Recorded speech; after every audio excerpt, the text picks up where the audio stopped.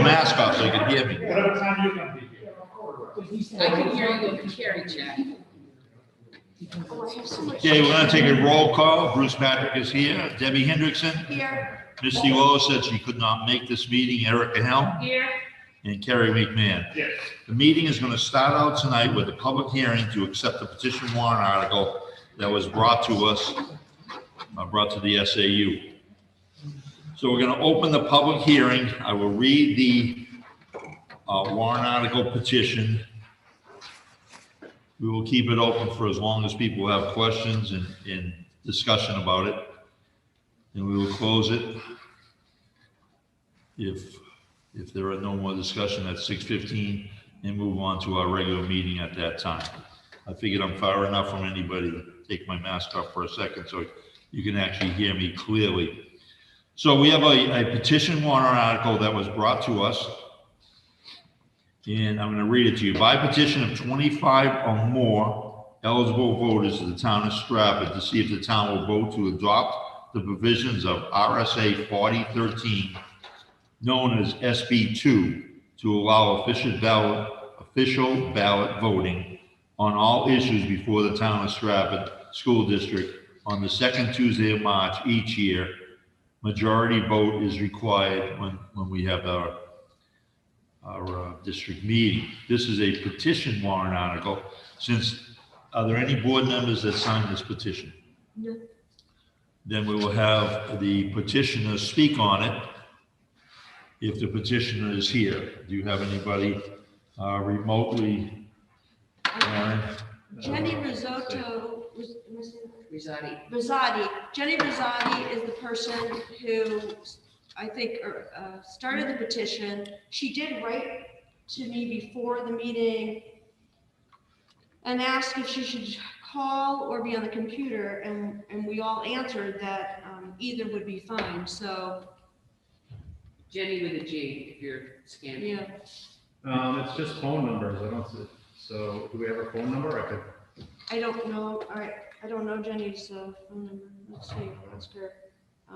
Can anyone hear me? Hey.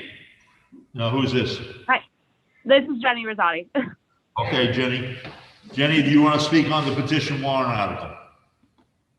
Yeah, so I was kind of wondering if I was supposed to make a presentation or anything. This is my first petition that I've ever brought forward to a town. But basically, what I wanted to do was change our voting style to SB2, which would give more people an opportunity to vote instead of them having to be at the budget meeting. They'd be able to vote on the Tuesday ballot, but they'd also, if they aren't even in the state, a lot of people had mentioned to me that they're down south in the winters, so they could also vote by absentee ballot.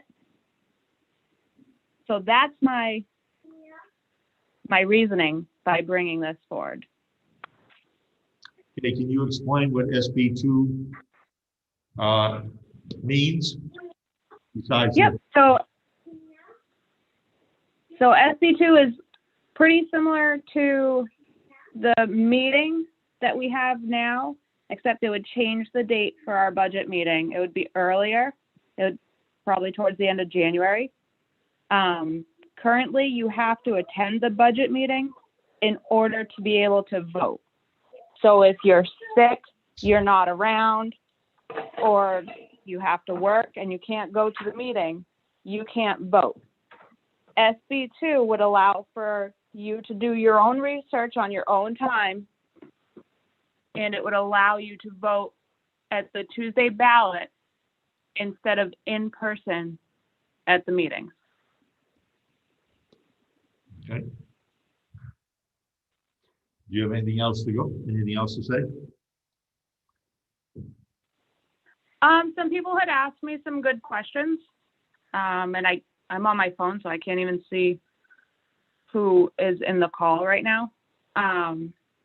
But a lot of people were concerned about how switching to SB2 would make it so they don't have a voice anymore.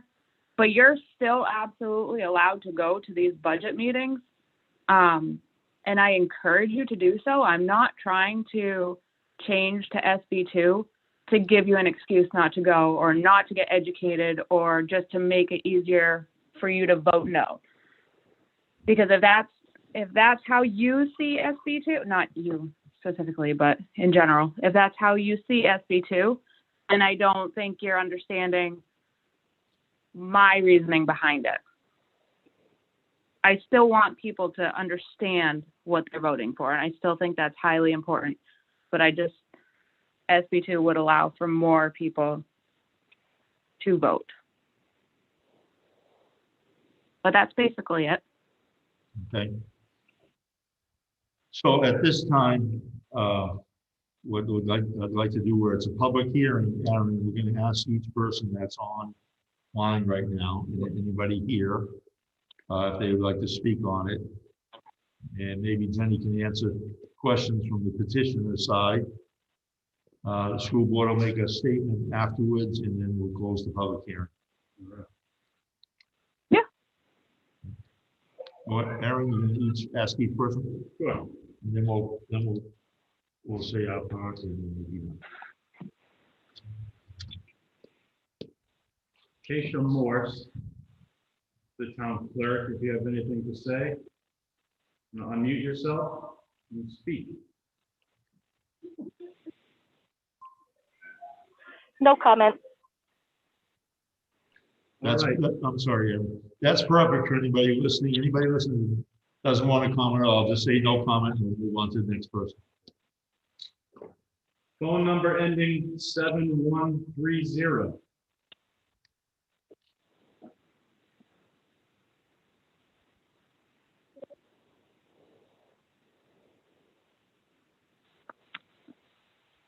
No comment.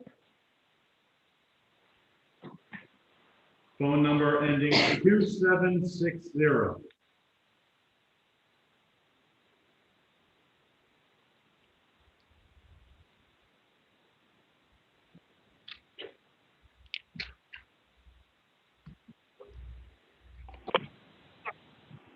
No comment. And lastly, phone number 6107.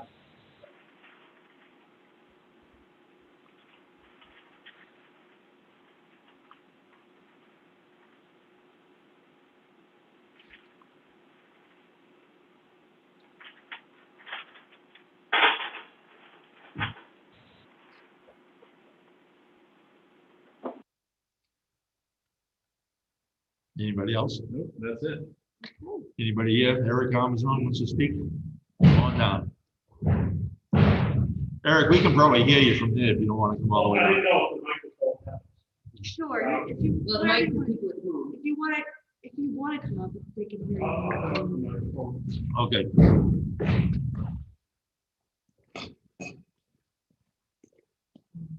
Eric Amazon, Overlook Lane. I think this idea is interesting. I definitely understand the idea that more people would be able to vote. I mean, typically we have 200 or so people in the gym on a Saturday in March. And I think in the last few years, we're upwards of 500 people voting on Tuesday. I think for that aspect, it gives more people a voice, which I'm always supportive of. I've done a little research on this. I'm not really leaning one way or the other, but I think it would be good to just, the more people know about it, the better off we all are. Basically, the meeting, our traditional school district meeting, would be split into 2 meetings: a deliberative session, which would take place January or whatever. At that point, we would be able to amend any articles we wish, amend the budget on the floor, and from that point on, once that meeting is closed, everything then goes to the ballot in March for a simple yes or no vote. And I have a question, I don't know if Mrs. Rosati could answer this, or if you guys could. Would this require a budget committee? Do you know, does anybody know? Yes, it does. It adds another layer of government to the town. It takes away any autonomy that you would have if you were on the school board. It does add a whole nother group of members to a budget committee that would have to meet starting earlier in the year to develop a budget. They would also have to develop a default budget in case the uninformed voters went and voted it down. There would be some kind of default budget that the school would go back to at that point. Understood. A couple other things, give me a second if you wouldn't mind. Not that as a town we take this up often, but I am curious as to how this would affect special meetings, petition meeting, which the voters, the citizens are allowed to call throughout the year. I know we're not allowed to call, or we're allowed to petition to have a special meeting for any item we might see fit to have a meeting and vote on. I believe it would turn that meeting into the same style of deliberative session and ballot box vote. I'm not sure. And I'm also, I don't think it would affect, because in order to vote on money, You would only do that if there was a cost item. you A need cost item affected. a large percentage of the population to turn up to the meeting, which would never happen. I think the idea is interesting, and we will, in order to pass this, if this is to pass, I believe we need a 3/5 vote on the floor at the March 9th meeting, or March 7th meeting. March 6th, sorry. Six. When it was March 7th. Right. First week in March. First advocate. So we would need to get 60% vote, but at the time of that morning meeting in March, it would also be open for discussion on the floor for more comments and more questions, kind of like what we're doing here. For each warrant article, we have a time for questions, yes. Yes, okay.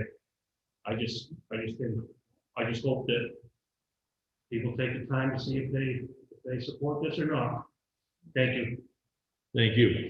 To however answer your question, and I'm sorry, I thought you had done it in time when I jumped in. If there was a special meeting that had a financial part to it, then it would get a little bit more complicated. Because then you'd have to deliberate on that and work on that. But if there was a special meeting that did not have a financial piece to it, then SB2 is all about finance. Okay, So we have to- yeah, it's my understanding that regardless of SB2 or traditional district style meeting, town meeting styles, it would, something along the lines of 50% of registered voters would need to show up to a meeting, a special meeting where we were voting to raise money or something. I don't know the answer to that. It's something that would take over 1,000 people, I believe, to show up and vote. That would be interesting. It would. It would be an outdoor meeting. Anyone else? Dr. Britton? Okay, Jenny, do you have anything else to say at this time? Are you still with us? Yeah, she's still muted.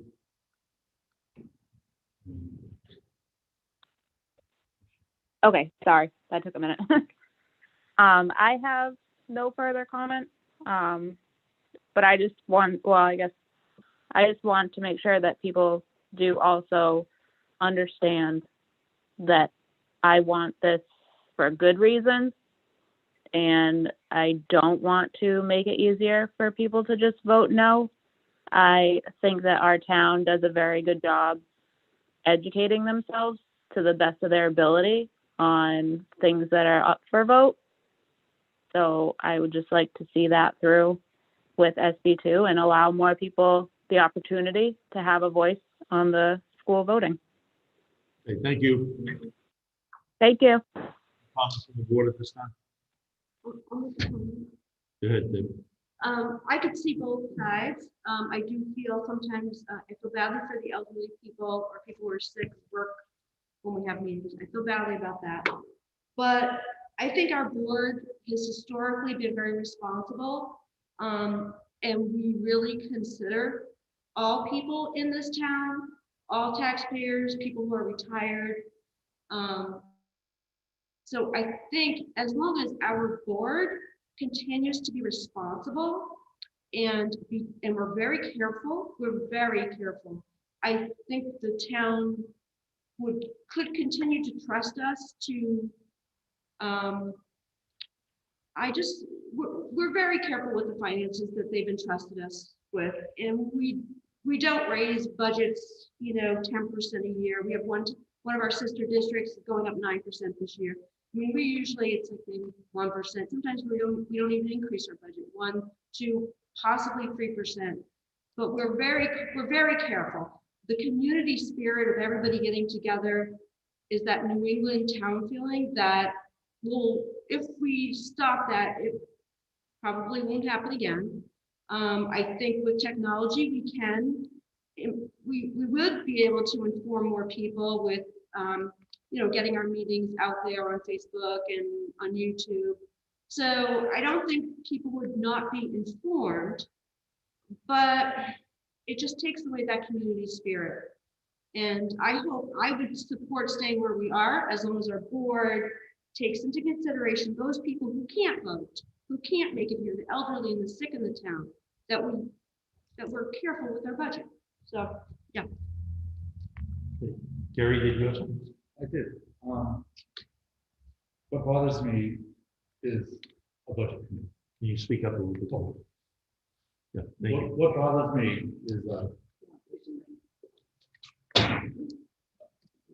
I can yell. Good, yeah, talk about it. You have to project over to the. Okay. What bothers me the most is the form of budget committee. I think the school board does a great job on the budget. I think we always have, at least my 3.5 years. And that's a big chunk of our responsibility, and I don't think we used it. Like Debbie says, 1%, 2%. And like people are gonna find out on March 6th that the drivers on that, most of those increases are out of our control. They're things that we cannot do anything about. They're fixed costs. And like Bruce said, another layer of government? No, not to me. Just, I would just be against it. And I totally agree with what Debbie said, plus my addition. And just one more thing, Bruce, on page 47, where it says on, Article 8, says the school board recommends this article by XO. I want that eliminated because I don't think. We haven't voted. Right, but I mean, It would be eliminated after the vote if we do. Yeah, well, it shouldn't be there to begin with, right? I don't want people to think that we recommend this. Like, we recommend putting. We haven't voted whether we recommend it or not. We'll do it tonight. Okay, I just don't want it on it. Thank you. I'm not worried. So Thank you. here's my woeful civics background in town management. Is there no mechanism for us to explore a way for absentee ballot for people who can't be here outside of an SB2 structure? For the district meeting, the way it's held now, it's a pure form of government where you attend the meeting, every article is debated on the floor, every article is talked about, and sometimes ad nauseam, okay, it's talked about for everything. The voters become very informed of what every dollar is going to. If they ask that question, they can ask any question at that time. And they vote that day. And it's the people that are present that can vote that day. There is no absentee ballot on this item, and I'm not even sure if they can But that's what, I know there isn't now, I just didn't know if there was a mechanism to put that in somehow. 'Cause I am empathetic to people who can't make it, legitimately can't make it. Yeah. Which to me is the only appeal of an SB2, would be something like that, but I completely agree with Carrie and Debbie, I don't think another layer is going to be helpful or prudent. In my limited experience of people who live in SB2 towns, most of the people I have spoken to, whether they are on school boards in other towns or whatever, do not find it a helpful system, and it has not, to the best of my knowledge and the limited research I did, has not brought down budgets, it has not brought down, so that this whole, you have a budget committee and people get to vote and they vote down things if they don't want it, has not appreciably changed tax bases for the towns I looked at. That may not be true for every town, but for the towns I looked at. Nottingham is SB2, and they just went up 9%. I didn't hear what you Thinking of said. them, but yeah. Nottingham is Well, a they big have town, and the building and all kinds of other it's stuff. beyond the building, that's in it, the building petition. Oh, 9% they're operating. okay. You said that Nottingham is an SB Yes, town, and they're going up 9%, yes, and we have, what, 3%? yeah, I think it's, you We mentioned could something go up about. at all if retirement hadn't gone up. Well, the retirement, if the state had changed the retirement formula, we would have Well, been okay. there's a couple other pieces in there, but Okay. I agree with you with trust, it's about trust, as long as we're trustworthy, I Yeah. think this works. Okay, so if there's no further comments from anyone, I'll even take comments from the floor. Still at this time, none? Okay, we're gonna close the public hearing at, what time is it now? 6:26. 6:26, we'll close the public hearing and we'll take a vote on whether we are in favor of the petition or not. Okay, so before we close, Can I ask them? we don't need a motion to be in favor of it, we just need to know your stand. Can I ask a procedural question? Sure. Does this stay on our warrant articles, and it would just say, if we voted no, it would say the school board does not support this, That's correct. right? But it would still get printed. Doesn't recommend it, but it would still get But printed. So in the this town. doesn't change anybody's ability to vote for it on that day, it just shows that the school board is not. That's supporting it. correct. And Okay. once again, it's pure form of government. People Yeah. come out, Just they'll double check. debate it, we'll talk about it, we'll put it to a vote. And then at that point, it would pass or not pass. Perfect. All right, so, Ms. McMahon? No. Ms. Helm? Nope. Ms. Hendrickson? Not at this time. And myself, no, because I'm gonna add to it that I don't think it's necessary for Strafford right now, but everybody is allowed, every registered voter is allowed to bring a petition at any time and speak on it at the meeting once it's placed into the warrant articles. It's warrant article 8, it'll be debated on March 6th. Again, and a vote will be taken at that time. So we're gonna close the public hearing at this time. We're gonna move on to our agenda items. So if Jenny's on, you can turn her off now because she is done and we are done with this debating the petition right now. Yep, she's muted. Okay, I'm gonna ask a question. Yeah. As far as the agenda. If we could move something, since Jerry is on the line now, to the front of this, what's that? the agenda, and that is discussing our format. We had that email about our town, how we're gonna do our district meeting. Because if the petitioner is Jenny. Yeah. And she wants to not be in the building, she wants to be in her car in the parking lot, like the town meeting is. How can we work that out? Because somebody has to present it, so. Well, it can be any of those 25 petitions. Okay, It doesn't have to be the person that's named at the top. It could be any of the people that signed it. I believe, Eric, you signed it, didn't you? I saw your name on it, I believe so. You can- That's we people should have a say. Yeah. So let me just back up. Yeah, please go ahead. Okay, so we had an email from Liz Mason Roach, she said, I haven't seen anything about the district meeting, and I think she was referring to like how we're The going to structure. and she's going to do something like the town is doing. So then I saw something on Facebook, which it's hard for me to understand how they're going to do it, but that the town is going to have people in the parking lot with a microphone, and they're going to be able to do it on the parking lot. Do you know that? I also heard something about it, radio, they'd be able to hear it on their radio. Yes. Oh, Aaron has there's a radio information. station. Oh, Aaron has Aaron information. has the- Yep, I had a meeting with the town technology person, actually, Rob. Could you please explain it to us? Sure, we're gonna do a dry run. He picked up an FM transmitter that all I have to do is plug it into my soundboard, which will relay all the sound here to the transmitter, which will go out to whatever station it is on the FM radio, so people out in the parking lot can listen right along live. So How will people be checked into the supervisors of the checklist to be able to vote that day? Do you understand? That's on this? I think it said something.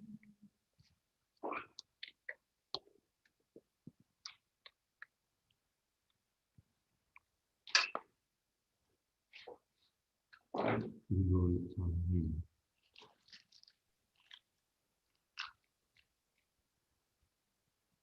Okay, so this public hearing notice says that from the town, residents wishing to speak on this petition may attend in person or listen from their car in the town hall parking lot.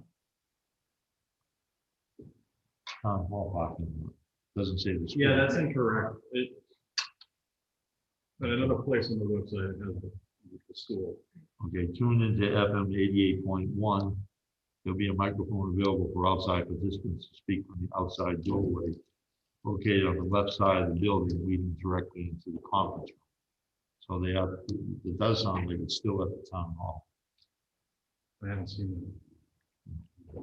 Okay, We did, the only town other, gets to also, was that? the town, that is. Yes, this is the town version. Right, so it's like SB2 times 2. Oh, this is for their public hearing on the petition. This is not. And this happened, this already happened. Were you there? nope. I It think- says in accordance, a public hearing to be held Tuesday, February 23rd, 2021 at Strafford Town Hall, 6 p.m. It's next week. Oh, that's right. Today's That's the right, we 17th, did. Bruce. Jeez, I thought, I'm thinking March 6th. I'm thinking March 6th. I'm in the Just like zone. what we did. Jeez, okay, it's me. All right. So next Tuesday, they're gonna do it. Thank you, Aaron.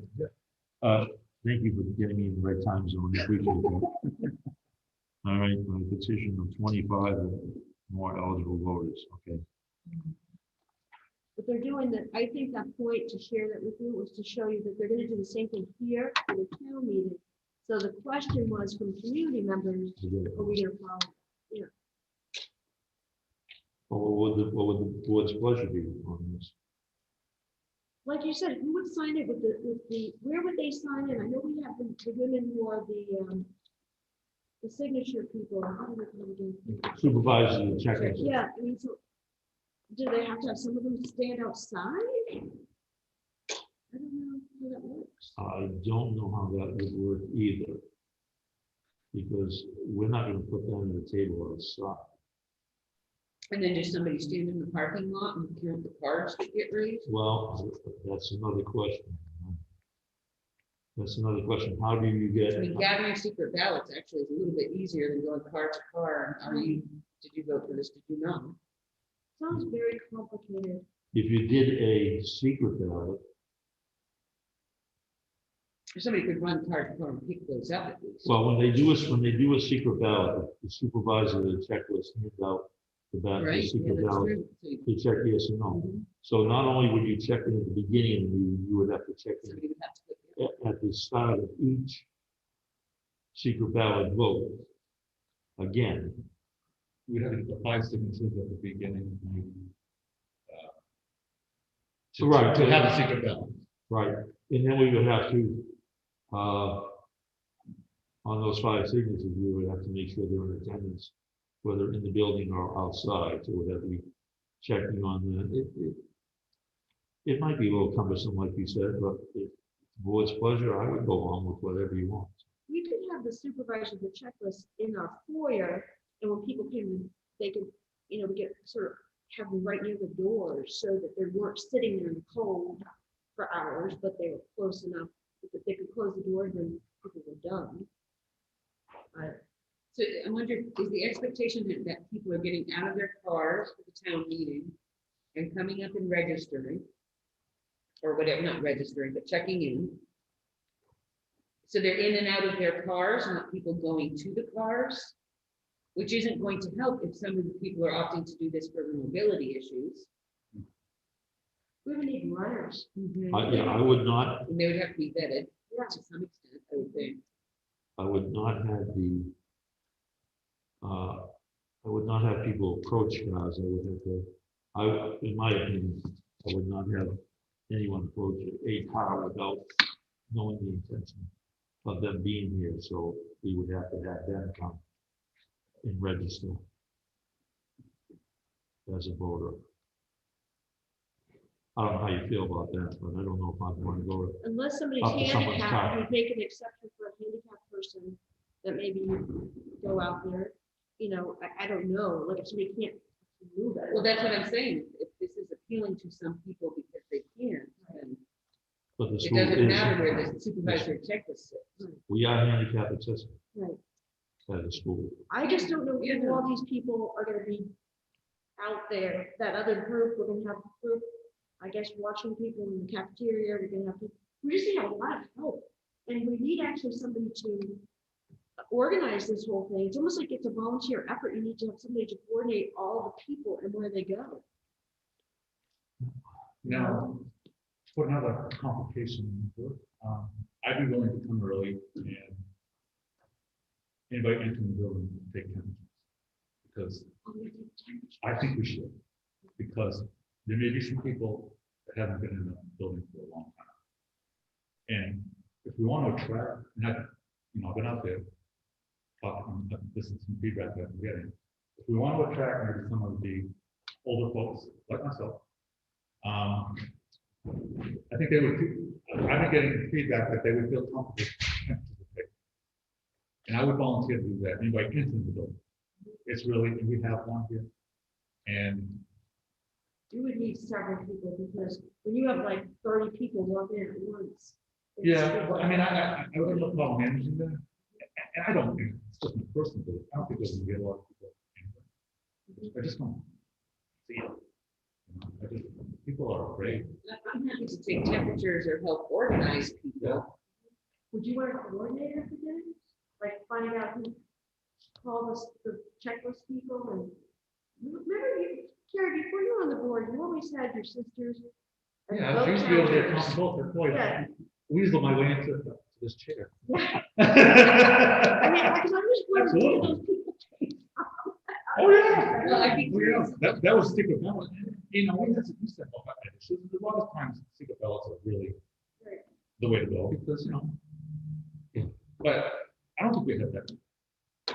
At this meeting, we haven't hot, so maybe, I mean, that's maybe the, but I mean, that's just my opinion, I mean, budget's reasonable and there's no, teachers' contracts, stuff like that. And I don't, but I would be willing to come here early, help coordinate, and, it might be, we might be, shooting from the hip. Okay, so let me try to clarify this a little bit. If we did have people come in cars, they would still have to register to get their voting card. And only people with voting cards, as a regular school district meeting would be, only people with voting cards would be allowed to vote. So people driving in at any time would still need to get out and go to the supervisor checklist, get checked off, make sure they are a registered voter, get their voting card. Yeah, to prove that they're Strafford. And if it's a voice vote, we'll have to have somebody out there counting the voice votes. We can have people put their lights on or something if they're voting. Right. something to So that. they're all gonna have their cars running. It's gonna be, I mean, nobody's gonna sit out there for 3 hours on a March morning without their car running most of the time. So Correct. right outside the building with however many cars. Maybe Running. one of those half-hour meetings that we did 2 years ago, right? 28 minutes. Oh, yeah. I, One thing I would see is that whoever comes to that park, Mhm. anybody staying in the car would have to park on the side or the bottom lot over here. People coming in would be encouraged to park in the front and on the right, other side so that those cars, there's enough room for those people that are coming in the cars to Right. park. To not have to come up the hill. Correct. I would feel comfortable if Erica wanted to coordinate it and work with the town to figure out all the details that they're doing. If somebody was in charge of making sure everybody's staffed, I would feel comfortable going for it. But if we're just gonna like say, oh yeah, we're gonna do it, and then it's gonna be all disorganized, Well, that's what we're it's gonna talking be about. chaos. But I think we need a coordinator. You wanna do it, I would think you do it. Well, I mean, thank you. I feel capable of doing it. I still don't, what are our options? Just to say, if you don't want to come in the building, you don't vote?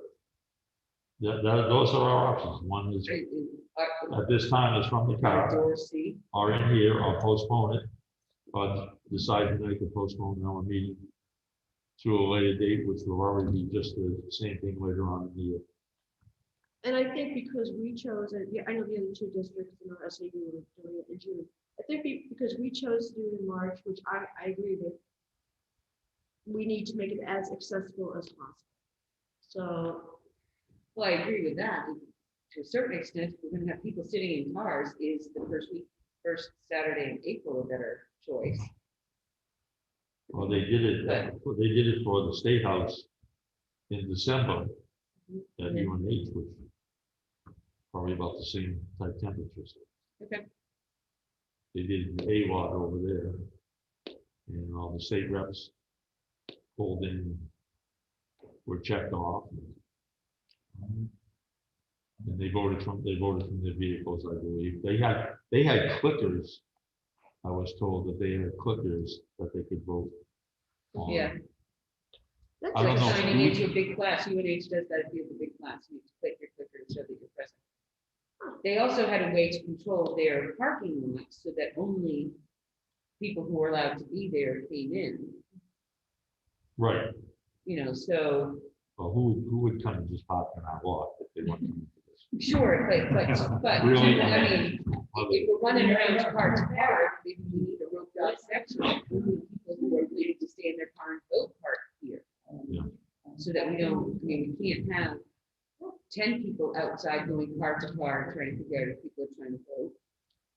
well, we could say we only have space for, 25 cars or whatever. And we can have- we can have- We can't limit if we do the cars, we can't limit the amount of cars. If they're registered voters, we have to. No, but we could How maybe far does this maybe limit FM? that this front circle is only people who are staying to vote from their cars in the front circle, and everybody else has to park down at the bottom of the hill. Well, what I'm Or saying, the lower parking. the reason I said those parking lots is the town votes, but I mean, if somebody parked out front in the mix of other cars and somebody parked on the other side by 126, we wouldn't know they were in the account. That's what I'm trying to say, is that I think we'd have to have a sectioned area. Yeah. To the best of our ability. I mean, if this is what we want to do, yes, I'm happy to check with the town. We won't have any time to backpedal on this if it becomes infeasible or whatever. Not feasible for whatever reason. I mean, not knowing exactly how the town is going to run it. We're sort of assuming that they have offered the FM transmitter to us. Did they? Aaron? Yes. Well, they'll probably be using our space for their meeting in March. So that's a nice trade. It works. How far is that FM Good transmitter? range, line of sight is about 5 miles, so. Anywhere, yeah. So you could be in Barrington listening into our Barnstead or You've something. got a good antenna, yeah. Right. I don't know why anybody would want to, but they could do it. Okay. I guess if the town can do it, then we should be able to do it. right? Yeah. It may be chaotic, but I don't know. Let's do a motion on No, they make a motion. it, if that's what you want. All right, I'll make a motion that we appoint Erica Helm as the coordinator for the parking lot voting process for the March 6th meeting. I second. And I will help her. Thank you. I think that's a good team working on it. Yeah. I think that would work. All right, Terry, Yes. Erica, Yeah. Good answer, good answer. Debbie, Yes. and myself, yes, we will go with that, Aaron. You do that day too. So Yes. And Erica, Yeah, if you want to, when you're ready, thank you, please. and you have direction. I probably should have asked that first. Okay. Okay, so our voting plan will be in here. I'm gonna ask Kathy and Amanda that when the gym is set up that morning for the voting for the 6th, to pull this section back as far as we can, and get as many chairs as we possibly can, 6 feet apart in here, for people to attend inside. And then for the few that want to be out in the parking lot, they'll be able to go from there. So, okay. Any questions on that? Ladies, I mean, Not a one. not a one. All right. No, I am guessing that this whole checking in, would be, you know, since we're doing temperatures and whatever, we're adding layers. Do we want to consider starting the meeting at 9:30 instead of 9? I think we should keep the original time. There may be some delay in getting people in. I heard that when the state legislature did their parking lot vote over in A lot, it was scheduled to start at 10. It didn't start till like 10:45 because the checking process was cumbersome. So we should recommend people get here a little early to get 6 feet apart and check in. Grab their parking space. They work Well, hard. that's it, yeah, I mean, we don't want people sitting in here unnecessarily long, so it's sort of a chicken and egg Correct. situation. Correct. I don't think we want to start with it because they'll come later and then they'll Yeah, sit yeah, back later yeah, again. yeah. 9 o'clock, I think, is reasonable. And give people something to do later on. Just finish the year with a bang. Okay, so that's how the plan is I to, did have a question. Fire. oh, I'm sorry, go No, ahead. no, I did have a question. We only have the one temperature. We have approximately 8 to 10, Hey, because they're being used throughout the building. Good news. Good news. But I'll coordinate with you on that. I take point on Yes, that. Okay. you're the temperature man. I'll be the temperature guy. That's you, that's you. And I'll coordinate with these fine people here. Make sure we have. All right. Okay, And we'll just put your plan. all right, thank you. Our plan is to do from the building in 3 locations if we needed to. Aaron, that's still correct. We'll be in here. We have the cafeteria available. We have the library available to social distance people that want to come in case we need an overflow. We can open the overflow after we're filled here. Okay. And then people can remain in their cars. Okay, Sounds like a lot of fun. well. Do we need to do anything around a procedure for contact tracing? What other places have done in something like this is numbered the chairs and basically just ask people to remember their chair. You're in charge. You're in charge. I said Dumped on you. We heard that, yes. We heard that. well, we shall see. You're gonna come up with a lot of good ideas. So That's right, baby. thank you. Do we want to appoint Misty to help you too? She's not here, so we can. She can be voluntold to help you. All right, any further discussion on voting process for the district meeting? Because this is our last formal public meeting before then. Okay. Okay, so we're gonna move on to the regular part of the agenda. We have approval of school board minutes on 127, 113, and 210. And last time we tabled a couple because people didn't have time, or we have time now, but if you don't, we can still retable. So, I'm going to make a motion just to do the first two. The second one needs to be redone. which one? The 210, the most recent, has a lot of information. 210, we will table that for tonight. I'm just, let me make a motion first. Okay, let me make a motion to accept the school board minutes of 127, 21, and 113, 21. Okay, just leave it at that. Second. The public and non-public. Both public and non-public. So, I Right. second, Is there further discussion on that? yes. it's, Go right ahead. we have corrections, but you can go first. Okay, well, page 4, we met January 27th, 2021, not 2020.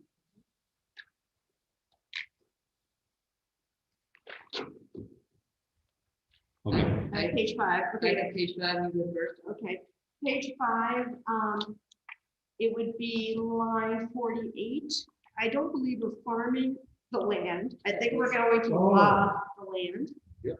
So it has not been logged in 33 years, and they were going to use a plan to log it ethically. This I don't think is correct. Any money received from maintenance can only be used toward maintaining the land. That was one of my questions. But it sounds like a statement, like a fact. I don't, yeah, So Ms. Helm asked, I know we talked about that,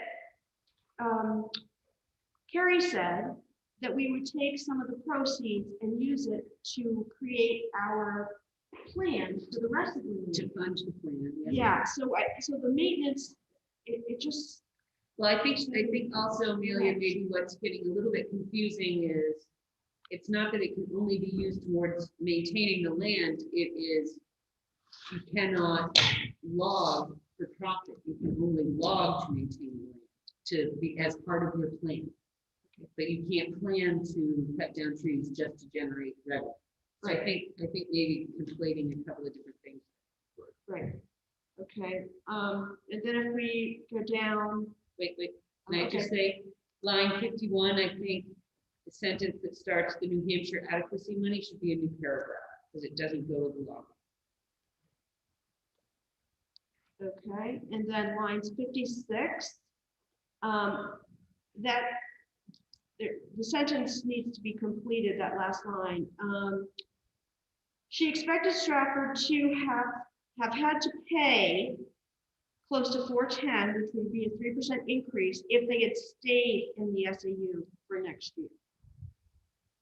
So there's a phrase missing, if they had stayed in the SAU for next year. I have one more question on that page. Do you have any more? Yeah, I did. Line 62, I think she was concerned with the impact on the private road, not maintaining it. Yeah. And it's Johnson Borough, not Johnson, on line 63. And then line 66.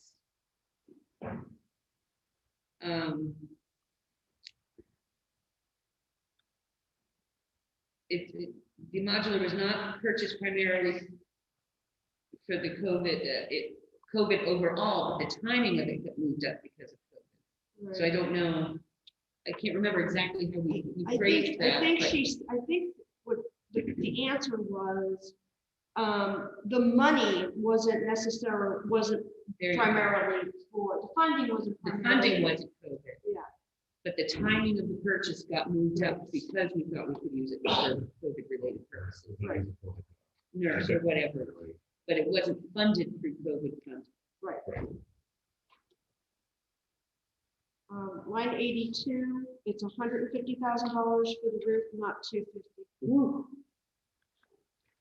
Line 85, I thought you said it would go up 3,500, not 35,000. Yeah, yeah. So line 85, Amelia, Actually, it would be like 5,600 because we wouldn't be spending $2,000 a year for Chase Police. but I think at the time you said 35. Right, just for the roofing. Comments after, right, I get what you're saying, but I think at the time of this meeting, it was 3,500, not 35,000. Every year. That we wait. Anything else? Line 95. I think Mr. McMahon said it may occur, or it might occur. I don't remember him speaking in an absolute that it would occur.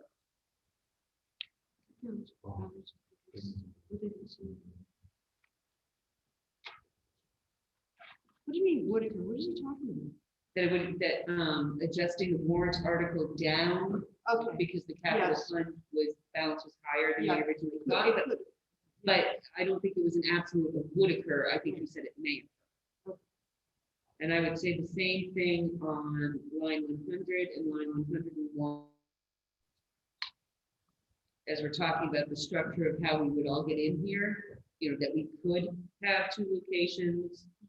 We might need to do something. I'm cautious of speaking in absolutes like that. Which line is that? 100 and 101. Okay, so change would to could, Could, yeah. and then. And they may need to do something outdoors. We weren't making decisions, and saying would sort of implies that we decided on things. We were just talking about.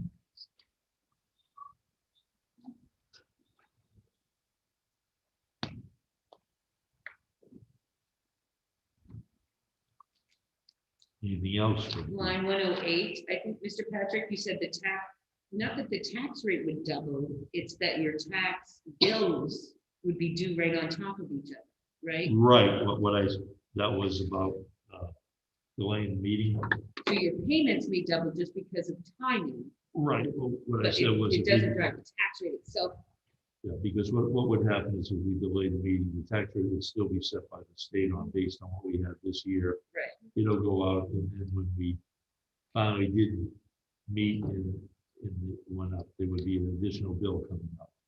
So it would be two bills, pretty close to the same time. So the tax bills would double. Correct, tax bills would double, that's right. Okay, so check. We're gonna change rate. I think we have to be specific. So you say change rate to bills. Right. And then it was not a unanimous vote for the next vote on line, whatever, 112, 113, because I voted no. That's correct, it was 4-1. Okay. Okay, so that roll call was taken and Erica was the only no, Amelia. That's correct. now she's making it happen. With the power go to my head. Okay. Okay, so if we're going to the 13th, line 40. Oh, first we have the correction of welfare. The last time it's 27. It's W-U-E. I look at the master muffling and she can't hear us. W-U-E-L-P-E-R for welfare. On line 40, it's not Mrs. Lowe, it's Mrs. Helm. Yeah.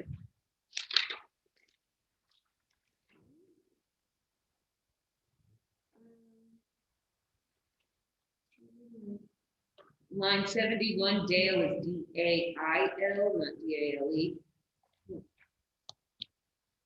Okay, the report of the superintendent, line 7, and then it goes in, that whole paragraph is a little bit mixed up.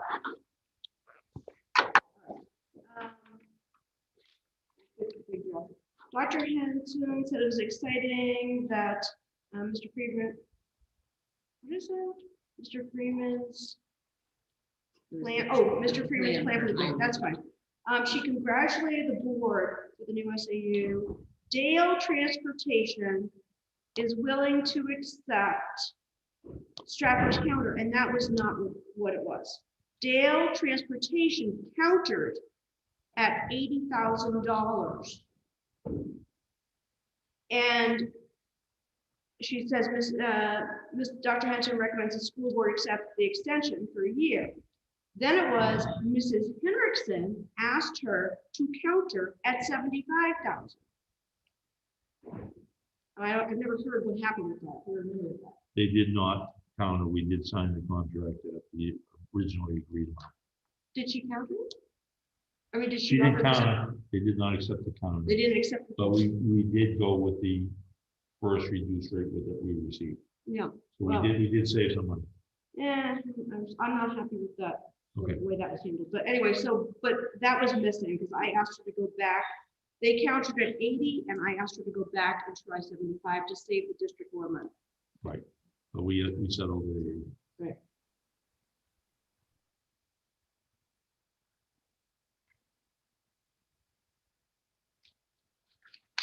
I am not sure that line, well, the paragraph that starts with line 90. That in reading it, that doesn't seem right to me, but I could be wrong. 80 hours of sick time is okay, but the being able to stay home with for a child is March 31st the correct date? I didn't think so. I thought administration might know better. Well, line 91, 92 with the Families First legislation. Some schools extended that, so that's the schools extended that. Right, it's not, Wasn't us. there's not part of the federal legislation. No, that no, you no, can no, say, that was right. saying some schools opted to do that. There are also, and some schools have extended this feature. Okay, She asked the board if this was Got something it. they wanted to extend. Ms. Patrick said this would be discussed in public. I missed the some schools part, thank you.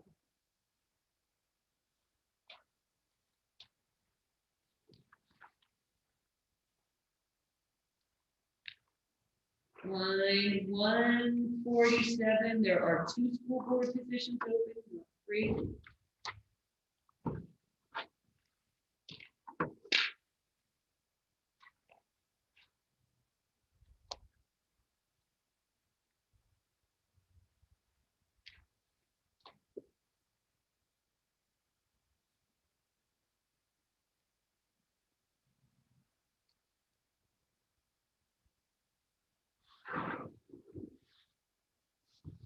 Carrie, why don't you look at that line 192 about the roof?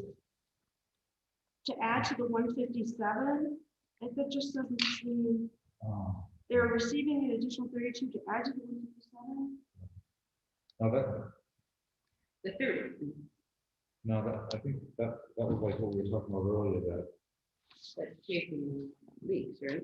yeah, the truth is, if we didn't, it would go up like 3,600 a year just for the roof, if we kept kicking the can.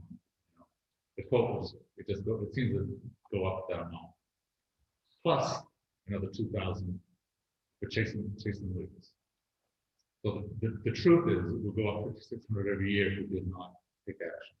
Well, what did we say that? And that's a good estimate, based on reality.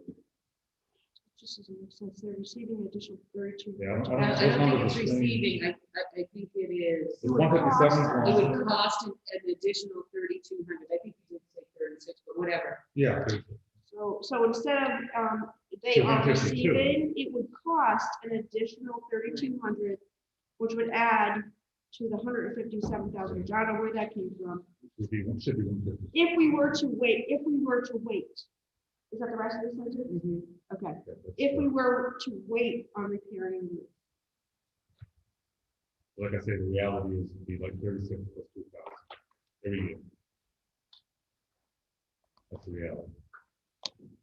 This is a lot. I think that's the- Yeah, so the February 10th, which was last week, there's a lot of missing information. We've tabled that already. I wanted to say it for Amelia. She's listening. I just want to let her know she has to redo it. Okay. Amelia, February 10th, could you please go back and listen to the tape?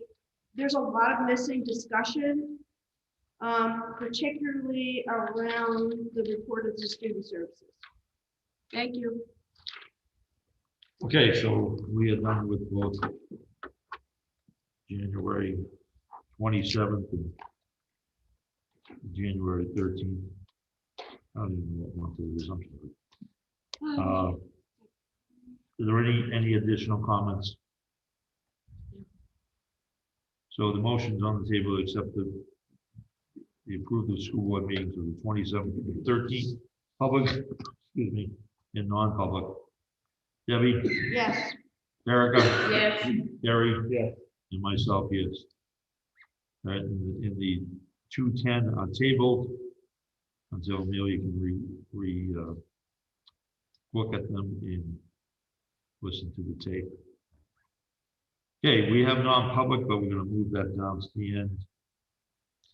I don't know how it gets moved up to the front, but we're not gonna do that. Business administrators report should be at this meeting at this time, but Is you here? don't look at the budget. Is the business administrator here? No.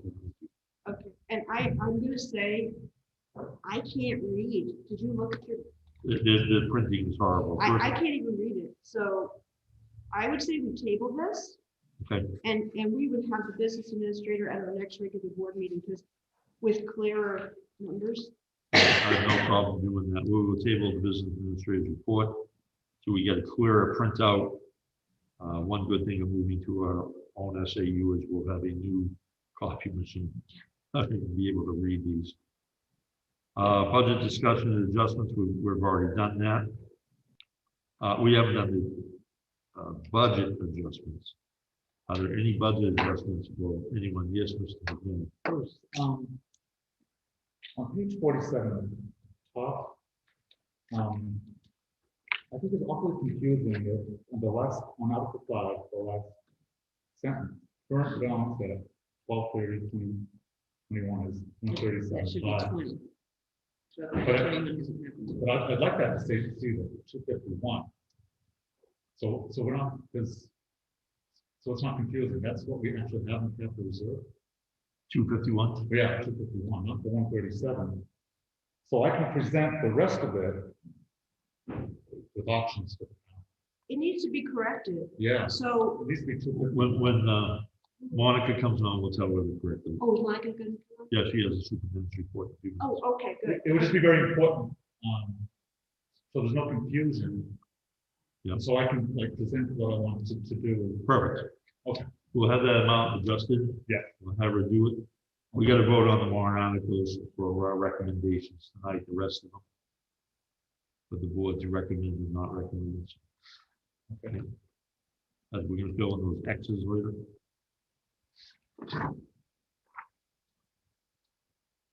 One more thing. Bruce. Go ahead. On Article number 2, Article 2, yes. it says the estimated tax impact of this article passes is 1751 per thousand. Can we put what the increase is? I think it's 79 cents. Why don't we do the warrant articles now since it's on the agenda? I thought we were. Well, we were gonna, Do you know what I'm saying? So I get it. people aren't freaking out. They can just see the increase. Add to, I think it's 79 cents. The increase is 79 cents per thousand. Well, you could put both. You could have the cost and then put, I mean, this is an increase. Yeah, sounds good. Well, I think it's 79. Yeah. Or whatever it is. We add that to. More information is better. we will get that to Monica tonight to make that. Okay. How many, the chair would ask how many people were in favor of Article 2? I do have a question. You have a question about it? Go ahead, you can ask the question. I just first. want to make sure, Monica, if you're there, I think at the last meeting, we just wanted to triple check the numbers at Co-Brown, because that Co-Brown line was the only thing I was still a little worried about. Do you know if they checked those numbers? Hey, You're talking about the enrollment numbers with Co-Brown? Yes, Glenn did and Mary both checked those. And so they're correct. Yeah, Okay. we're confident that those are correct. Thank so Monica, on Article 2, we would like to read that the increase in taxes would be 79 cents per thousand. 79 cents per thousand. Correct, because right now, you. You don't know that that's it. Double check that amount. is that what you said, Terry? Yes, I believe it's 79 cents from last year. Terry believes it's 79 cents from Double last check. year. Please check that amount and put the correct amount in. So Monica, I have a quick point of order.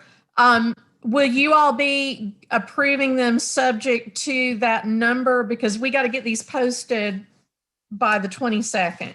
Yes, Okay. So Monica, I just want to clarify. So we want to keep that what's listed there, the 1752 per thousand, but then have an additional line Yeah. that says this represents whatever the increase is from last year. per thousand. And You Carrie, sure you want to keep the 1752? Because that'll be in the budget that we hand out.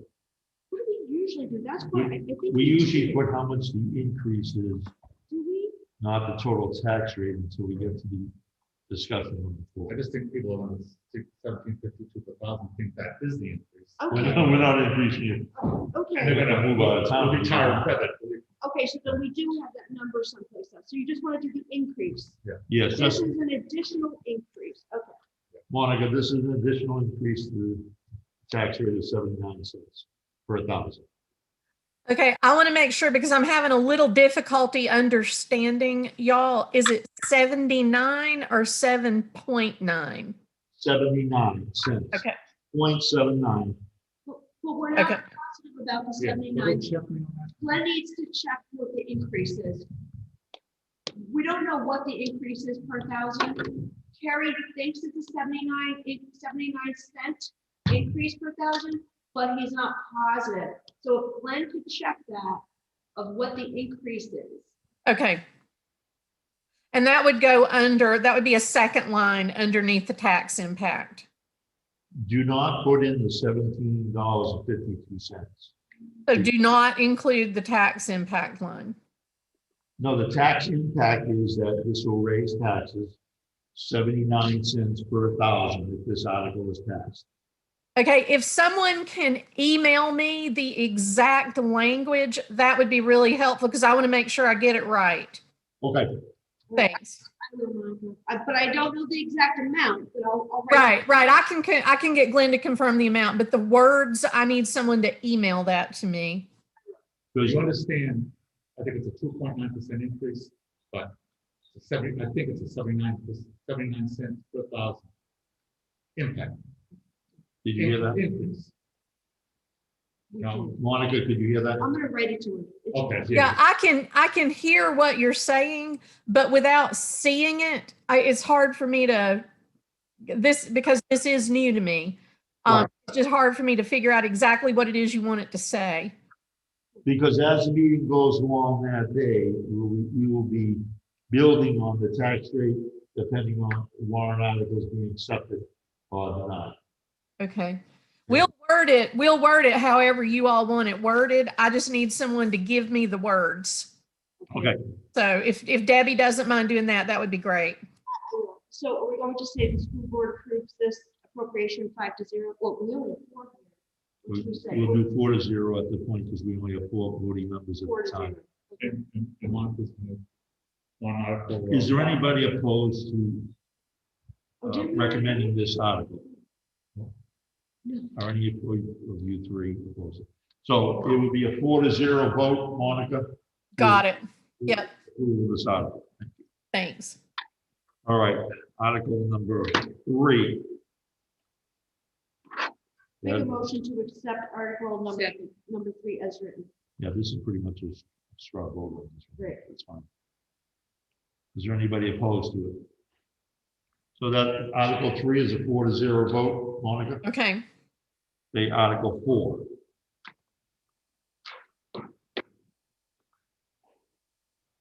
This is for the capital reserve account? Yes.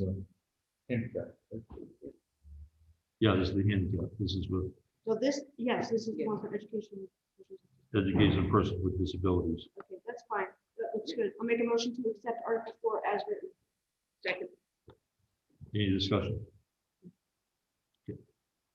So everybody's in favor of this one? So number 4 is a 4-0. Okay. Number 5, We have 2 corrections for that one. Did I see? Yeah. The date should be 2020. You hear the Balance balance? Did you hear that?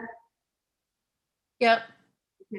And then that says the current balance is 12/30/2020, and then that is not correct. The capital reserve amount is, should be looked at on the, 251. yeah, what is it? 251,000. Yeah, he needs to correct that. Just let him find out what it is. I think it's we think it's 251. He has the wrong balance on it. Okay. right now it says 137,000. Terry believes it's 251,000. Okay. All right, we'll check and get that corrected. Thank you. One more thing on that. Go ahead. We've talked about this, and, actually, I think you brought it up. If the roofing passes, I think we should wait till we talk about it. What's that? Maybe we can get, I would use that. Well, whatever. I would. well, no, If the roofing passes.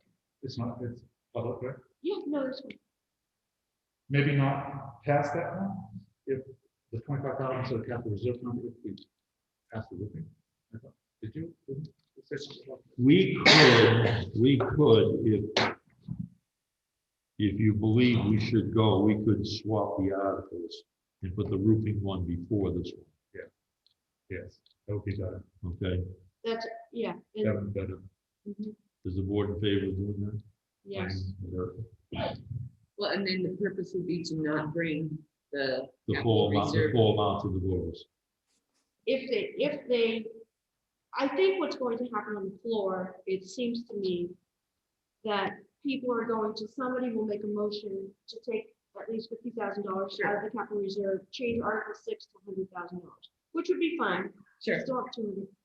However, if anything goes any different than that, we need to keep our capital reserve. Yeah. So. Yes. That's why I thought we had a conversation. We did. Yeah. That's what I'm trying to say. Right. All right, so, But if we, it'd be better if we switch. So make Article 5 number, Articles, So 8, Six. no, 7. So if 6 passes as written, we would not contribute to the capital reserve this year? right. Okay. you there, Monica? Yep. Okay, so we could do this one of two ways. For the meeting, we could skip Article 5 and go to Article 6, pending the outcome of the vote, and then go back to Article 5 after that. Or we could decide to change the numbers now. I would change the number for them. I think it'll be complicated at the meeting. Okay? Did you hear that? What'd you get? Okay, so you're going to change the roofing article to become number 5. 5. And the capital reserve for the maintenance would be 6. Actually, should it be? No, I would leave the other one Okay. down to 7. Yeah, you're right. That's good. All right? Yep, I've got it. Yeah, okay. All right, okay, so the voting on the capital reserve, is that 4-0? Yes, And the roof, yes. Thank you. Article 7. We really don't need a motion, we've already motioned these in to accept them as warrant articles at the previous meeting. We're just realigning and making a straw vote on how we are either in favor or against them. Great. So Carrie, I'm looking at Article 6 and I have this draft written over it. Is it 31 cents per thousand? Yes. Okay, so if we take a third of That's that, it would be 21 cents per Yeah. thousand. I just want to make that clear to people. If we took a third of that away. Right. it'd be You'll have to 21. say that the day of the meeting. Right, Right. I just wanted to keep it for my notes. Okay. Thank you. All right, so we're in favor of those articles and Article 7. Are we in favor of that, or is anybody opposed to it? Yeah, 'cause that's only if the other doesn't pass, correct? Right, that's Correct. an option. This is like an option. Mhm. So it's 4-0 for all the articles, Monica. Okay, Keeping all right. in its place. It's 0-4 for Article 8. Okay. Non-recommended. Okay, and what I'm going to do in the morning, Debbie, is I'm going to go over these things and I'm going to get things corrected, and we're going to show it to you so you can approve the language before we send it to the clerk. Oh, okay. Okay. Anything further on the warrant articles?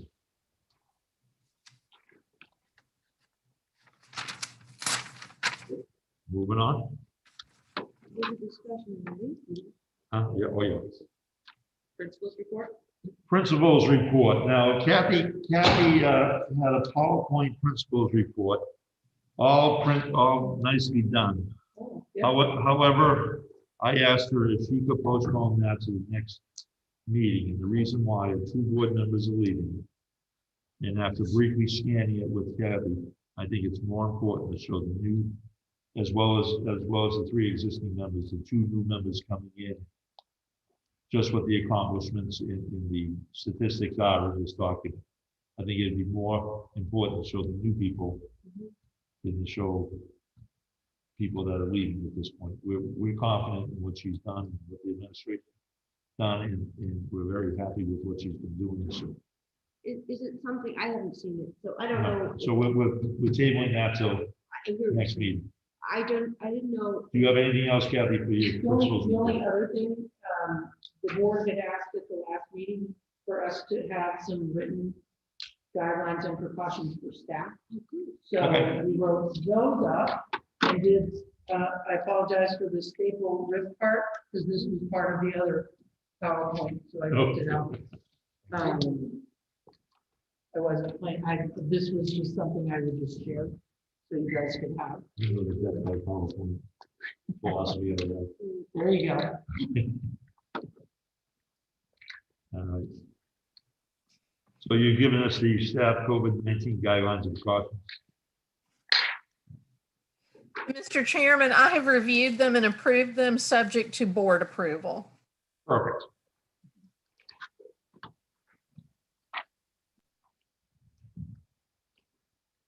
This is all the things we've already talked about. The areas designated, I think we were, the lunch thing.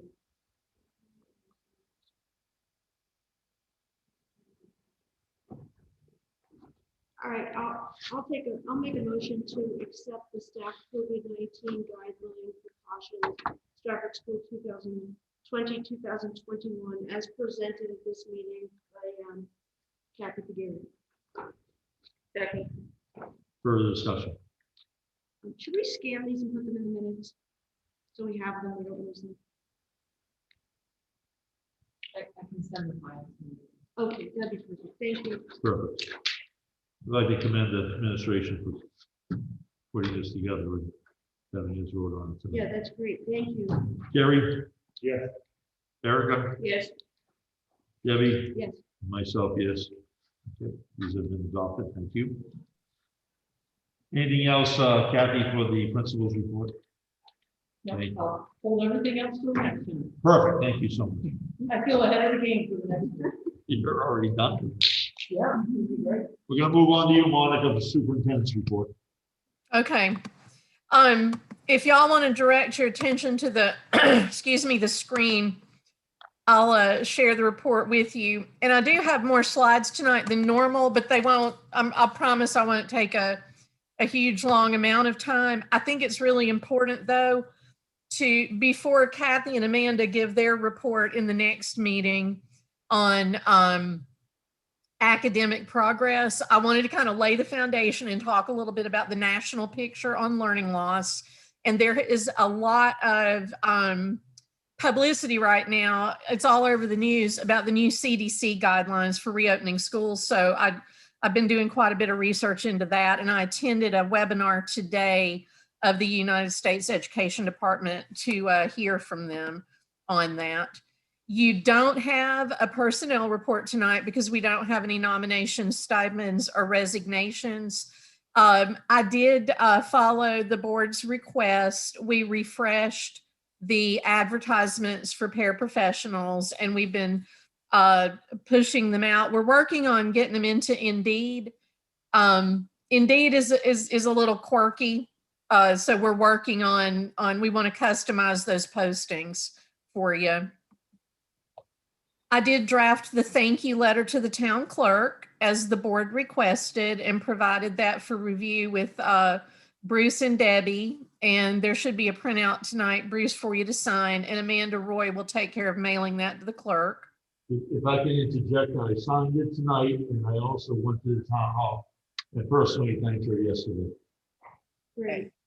Very good. Your school board timeline, February items are again part of the principal's report, and they have to do with discipline data and achievement data. And y'all can expect that in your next principal's report from Kathy and Amanda. State updates. I have some news that's going to make Carrie McMahon very happy. We are going to get updated guidance from the state, and Fred Wolf has been talking with our contact at DOE, and it looks like some of the items that Carrie is requesting might very well be fundable using the ESSER funds. I'm not going to go into the details because the facilities committee will meet next week, and by the time we have another school board meeting, hopefully we'll have the specifics on those, but we do expect some new guidance. You all have been seeing some legislative alerts that I'm forwarding from New Hampshire School Administrators Association. School Board Association is also keeping everyone up to date. I know we all have differing political opinions on these issues, but it's important, regardless of what your position is, that you let the legislators know what you think. And it's really easy to do with those alerts. You just sign in that you oppose or you are in favor, and it's very, very quick. It takes about 15 seconds. I want everybody to be aware, and I'm going to be sending some written guidance to the principals and ask them to republicize. The new presidential administration has decided to extend one of the supplemental benefits for families who are eligible for free and reduced lunch. Right now, we are serving free meals to all of the children, regardless of whether they have forms on file. It is important that we get forms from as many families as we can who think they might be eligible, because that helps us with our state and federal funding looking at next year. But also, any family who is eligible for free and reduced lunch and is in our database will get an EBT card for food assistance. And that's even if they're not eligible for food stamps. Families who are eligible for food stamps and are already in that program automatically get this extra assistance, but we may have a lot of families who are eligible for it. In the first half of the year, those families who filled out the forms that were eligible got $300, and it was on an EBT card that they could spend at the grocery store. So we're going to continue to publicize that and make people aware of it, so they'll send their forms in. I'm going to talk a little bit about the national statistics that we are seeing on learning loss due to the pandemic. And nationally, the estimated learning loss for students in kindergarten through 12th grade is averaging about 7 months. And I've provided a slide for you. The learning loss is much more dramatic for low-income children who attend school districts that are overall low income. It's almost twice as much as for white children and white children overall, and children who attend districts that are not predominantly low income. Race and socioeconomics, as in everything else related to public education, are very critical in this analysis.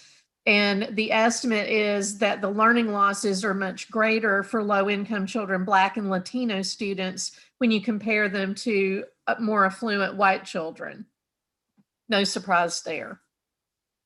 And this graphic shows how children have fared overall in terms of the quality of remote instruction that they have been receiving. And you can see that the second line shows white children are tending to receive the most high quality instruction online, whereas low income children, which is the bottom group, are generally not receiving high quality instruction. And 40% of them are not getting any instruction because they're not accessing it for a variety of reasons. And the reason for the disparity in this is estimated to be because when the schools were shut down between March and May, there were only 60% of low-income kids that were even participating in online instruction, whereas 90% of higher income kids were logging in. There are still thousands of children in our region who haven't logged in at all. since the schools shut down in March. They've just kind of disappeared from the radar. And I want to make the point, it is not that face-to-face learning is inherently better than online learning. And the reason I say that is because kids who are enrolled at full-time virtual schools that have been doing this for a long time, such as VLAX, are doing just as well or better than kids who are in traditional school systems. But the studies that are being done this year are showing that when traditional school districts converted to full-time online learning, they are not overall getting the same academic results. And there are reasons for that. First of all, teachers who get really good outcomes in an online classroom usually have had extensive training specifically on how to teach that way, and that's the only way that they're teaching. And our teachers really have come a long way since last spring, but our teachers and administrators have not had the kind of systematic long-term training that VLAX, for example, would have. And then another point that impacts this is that there are a lot of kids that don't want to do online learning, as well as teachers who don't really want to teach that way. And we've all seen that without the structure of a school day, there's a lot more independence that's required. And the kids who are more successful in the online classroom tend to be kids who are self-starters and who are very motivated and who can structure themselves. And I know parents who are listening to this are nodding their heads and saying, yes, that's not my child in a lot of cases. There's been a substantial impact on children's mental health during the pandemic, and children who have been surveyed for these purposes have talked a lot about depression, loneliness, being unhappy. And what really concerned me was to see in the last bullet that 40% of kids who were surveyed on this reported that they were not being offered social or emotional support by an adult from their school. And I don't think that's the case in Strafford. I think that we are seeing a lot of outreach. I think our counselors have been doing a lot of good things. So you'll be hearing more from Kathy and Amanda with regard to specifics of Strafford School with regard to learning loss. What I can tell you is that the NEWA results from Nottingham are very good and were surprisingly good in terms of student growth. And I think that may bode well for Northwood and Strafford also, because all three districts are following similar processes and programs. So I'm really excited to see what those results show us. Do you have any questions for me about learning loss before we go into the COVID update and the new CDC guidance? I have a couple of comments. I do think some of the information that you presented really is age specific, because I do think being independent would mean that you are not 5 or 6 years old. So I think that sort of needs to be clarified.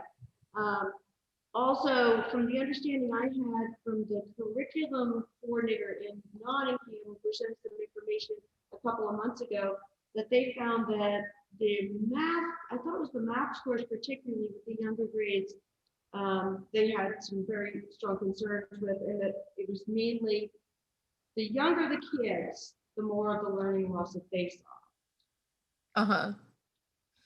Well, what we found when we took a look at the fall testing, keeping in mind, a lot of the kids took the tests at home.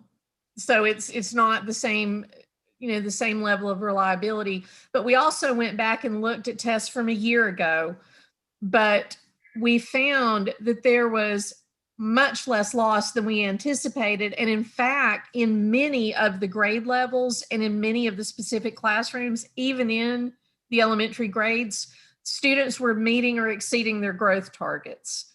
And these were growth targets that were set pre-pandemic.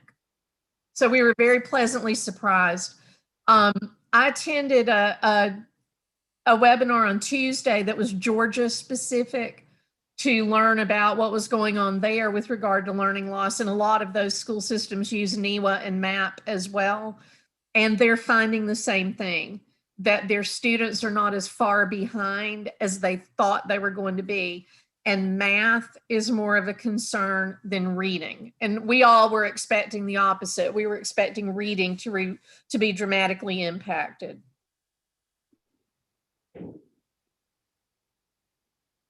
Any other questions? Okay, as of today, I am pleased to say that we are down to one staff member who is in isolation. We have 5 students who are in quarantine. It's a great improvement over our last report. You've been seeing on the news and reading in the papers all of this guidance coming out of the CDC. And I just wanted to make some, I've gone through and read all of the reports. I spent the entire day, yesterday and today both, reading and taking notes on what I was reading. Based on the data that we have, face-to-face learning has not been associated with communities that have substantial transmission rates. In other words, opening the schools to face-to-face learning, even when your community transmission rate is high, has not been shown to have an impact. It's not driving the community transmission rate higher. It's not driving the school transmission rate higher. But one thing that's important to remember is that if community transmission is high, there's a better likelihood that students and staff may come to school with an infection. And it could make it more easier for COVID to spread. Where we're seeing nationally significant transmission of SARS-CoV in school settings is happening in school systems that are not following the mitigation strategies. They're either not implementing them or they're just outright saying, we're not going to do it. I'll give you an example. Cobb County, Georgia has 4 teachers and staff who are deceased, and the deaths were related to COVID-19. That is a school system that the school board has refused to mandate masks, and the school administrators are not enforcing social distancing in the hallways and in the classrooms. And as a result, you have seen transmission happening in their school buildings. However, and this is true there as it is everywhere else, the increased transmission is not coming from the children. It's the adults that are infecting each other. All 3 of our school nurses in the SAU have said that all along. It's the adults that are infecting each other. And they're bringing it from outside when it happens. They're not catching it in school on large scale. So for me, what that means is that we need to include measures to reduce transmission among the staff members. And as we talked in the last board meeting, and Kathy and Amanda provided you tonight, we have some written guidance that we want to share with our staff, because the danger for them is coming from each other, not so much from the children to the staff. But it's really important to remember that just because we detect a case in school doesn't necessarily mean that it was caught at school. It may have been contracted outside of the school environment, but didn't surface until we found out about it at school. Everyone knows the strategies for mitigation. These are all being publicized again by the CDC. We have followed these since day one, since the doors were open. Masking, social distancing, hand washing, cleaning and disinfection, testing combined with contact tracing. Now, we have not been able to enforce the testing because we can't control what people do. You know, once a child goes home, if a parent chooses not to have them tested, we can't make that happen, but we are encouraging it. And we've been doing contact tracing. The new guidance, this is the thing that I've gotten the most questions about. The CDC guidance is emphasizing both universal masking, but they're also referencing at least 6 feet of social distancing, which is more than we have been observing in the 3 districts of the SAU. And they're also emphasizing reducing the mixing of groups of people, which is easier in elementary schools because you have children contained in one classroom. But we're having difficulty with that one because we are using our paraprofessionals as substitutes because we have a shortage of subs. So we are exposing adults to different groups of children. So our current practice in Strafford throughout the SAU is that we are not going inside of 3 feet. So we're not observing a strict 6-foot distancing.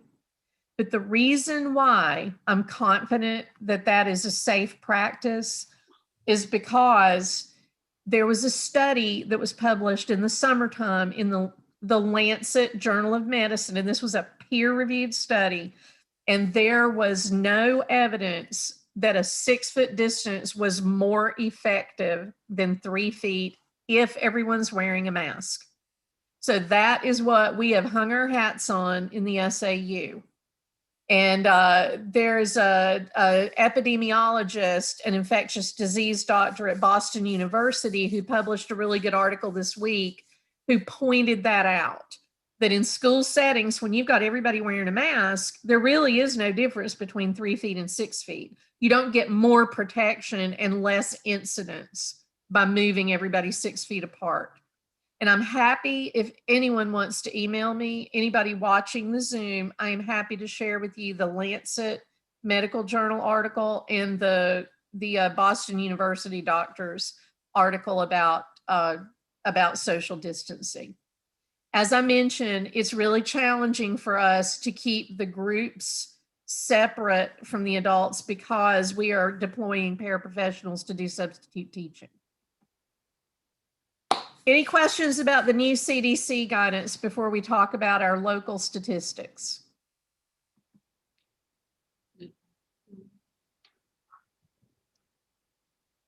No.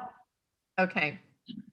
All right. Statewide, your test positivity has fallen to 4.3%, which is fantastic, and we are back in the green zone.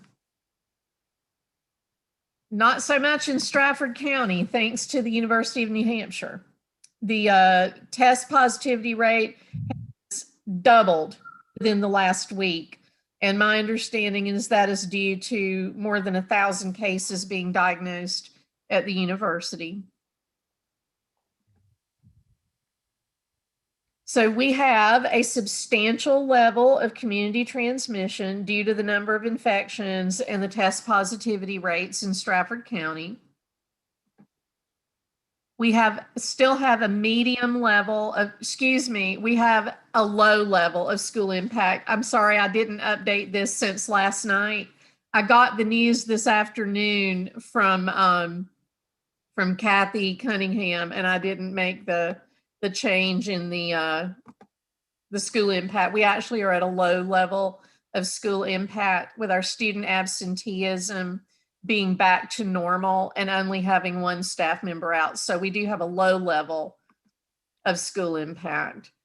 So with a low level of school impact, and a substantial level of community transmission, we are safe to be either hybrid or face-to-face, which has been what we've been all along.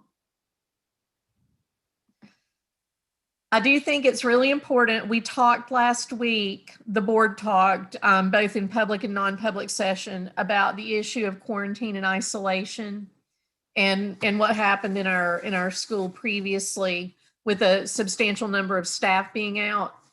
Isolation is used for people who are confirmed positive. Quarantine is what we do when someone's exposed to someone who had a positive test.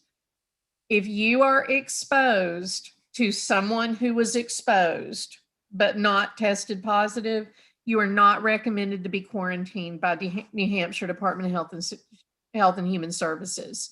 So if I were exposed to someone who tested positive, but I myself do not have a positive test, anyone in my household is not expected. I'm quarantining because I was exposed to someone, but the people in my household don't have to quarantine.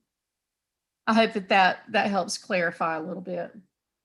Now, if I were to develop symptoms and be tested positive after my exposure, then my household would need to quarantine because they're now exposed to a positive case. Isolation is recommended for 10 days after symptoms appear or after a positive test. Quarantine is recommended for 10 days after exposure to a confirmed positive case. And as I have told several parents who have asked, can my child test out of quarantine? It is not recommended by DHHS, and we're not allowing students to test out and come back early. And the best, most important thing that has come out of all of this CDC guidance, our new CDC director has pointed out, as I said, when we have transmissions in schools, it's because it's coming from out in the community and or because there are breaches in masking and distancing. So if you want the school to stay open, it's going to be really important that all of us are following all of these procedures. And so I just encourage our families at home to be very careful and to follow common sense and public health guidance with your children so that we're not bringing it into the school. Thank you for that detailed and informative account today. I hope that the transmission keeps going down in Strafford County outside of the university. Any comments from the board? Thank you. Thank you. All right, thank you, Monica. Correspondence and presentations. The only correspondence that we had was the email from Liz that I sent. Okay. Enrollment report. Anyone? We'll move to committee updates. The principal search committee rescheduled our meeting from yesterday because of the storm and power outages. And we will be meeting on Tuesday. What's the date? 23rd. Don't ask me. Okay, February 23rd at 6 p.m. No idea. Yes. I also just want to bring in a couple of things. This is, I guess it's under committee updates, sort of. We also discussed, Misty and John and I, and actually Aaron, we met and we had a brief meeting just because we're getting some of the postings ready for the BA and the student services director and such. The other thing is we did meet with, I think I mentioned this in our last meeting, with BMSI, that's the financial software company, and they did a presentation for us.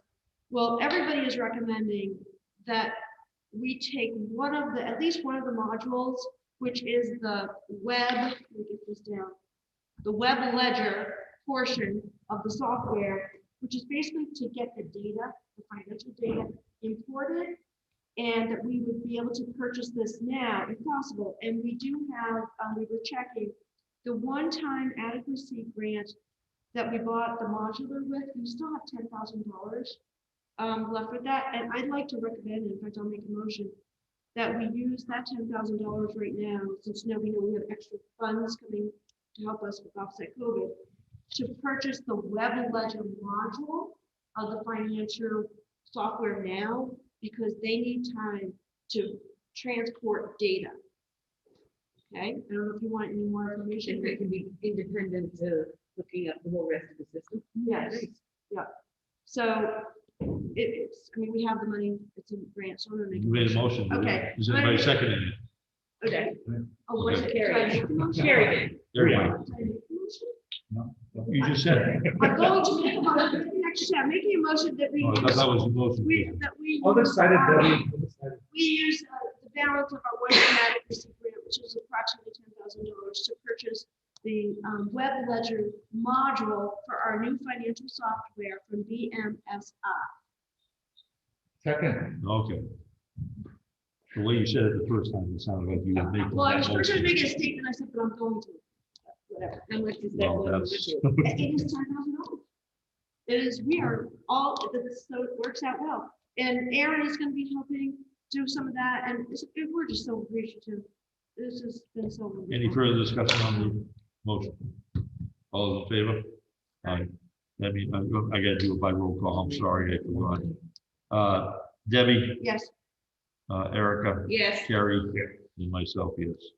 Thank And you for that information. You're welcome, and I'm just gonna, like I said, John is going to be working on creating these, first, he's gonna elaborate on our organization chart that we created for the plan and the SAU withdrawal plan. He's going to elaborate on that, break it down with a little bit more responsibilities of who's doing what. Then we're posting this, John is going to be creating the postings for the business, we're not gonna call it business administrator, I think business manager or something.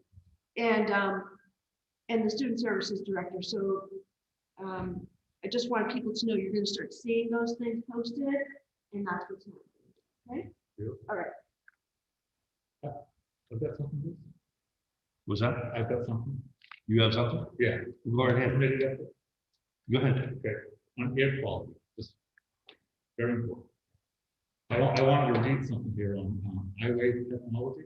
Okay, Okay, all right, I-Wave uses bipolar ionization with needlepoint brushes to create a precise electrical charge that safely cleans the air, effectively killing mold, bacteria, and viruses in the air, as well as reducing allergens, odors, smoke, static electricity, and airborne particles.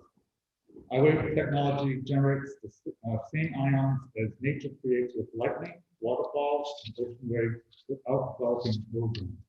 When these ions are injected into the airstream, creating a plasma region, they break down passing pollutants and gases into harmless compounds like oxygen, carbon dioxide, and water vapor. The ions attach themselves to the particles, making them heavy enough to be caught in the air filter. When they come in contact with viruses, bacteria, or mold, they remove the hydrogen atom from the pathogen. Without the hydrogen, the pathogens have no source of energy and will die. So, thank you, Monica. We are meeting, next month, next week, the committee. But I was kind of, I've got a quote here, and I'd like to push this, installing these, the bipolar ionization equipment into, it would be 10 units, and it would cover all the classrooms, the library, the office, the nurse's office, and the kitchen. And we would, for $9,500, and we could substantially purify the air, and I think everybody would breathe easier with this. And I think that's short money. I think we should do it now, and it's covered by the ESSER funds. so it'll be covered by COVID funds. Yes.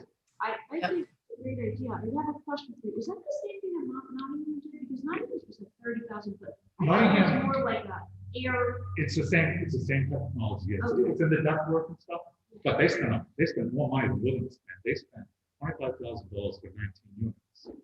We're going to spend $9,500 for 10 units. It's the same.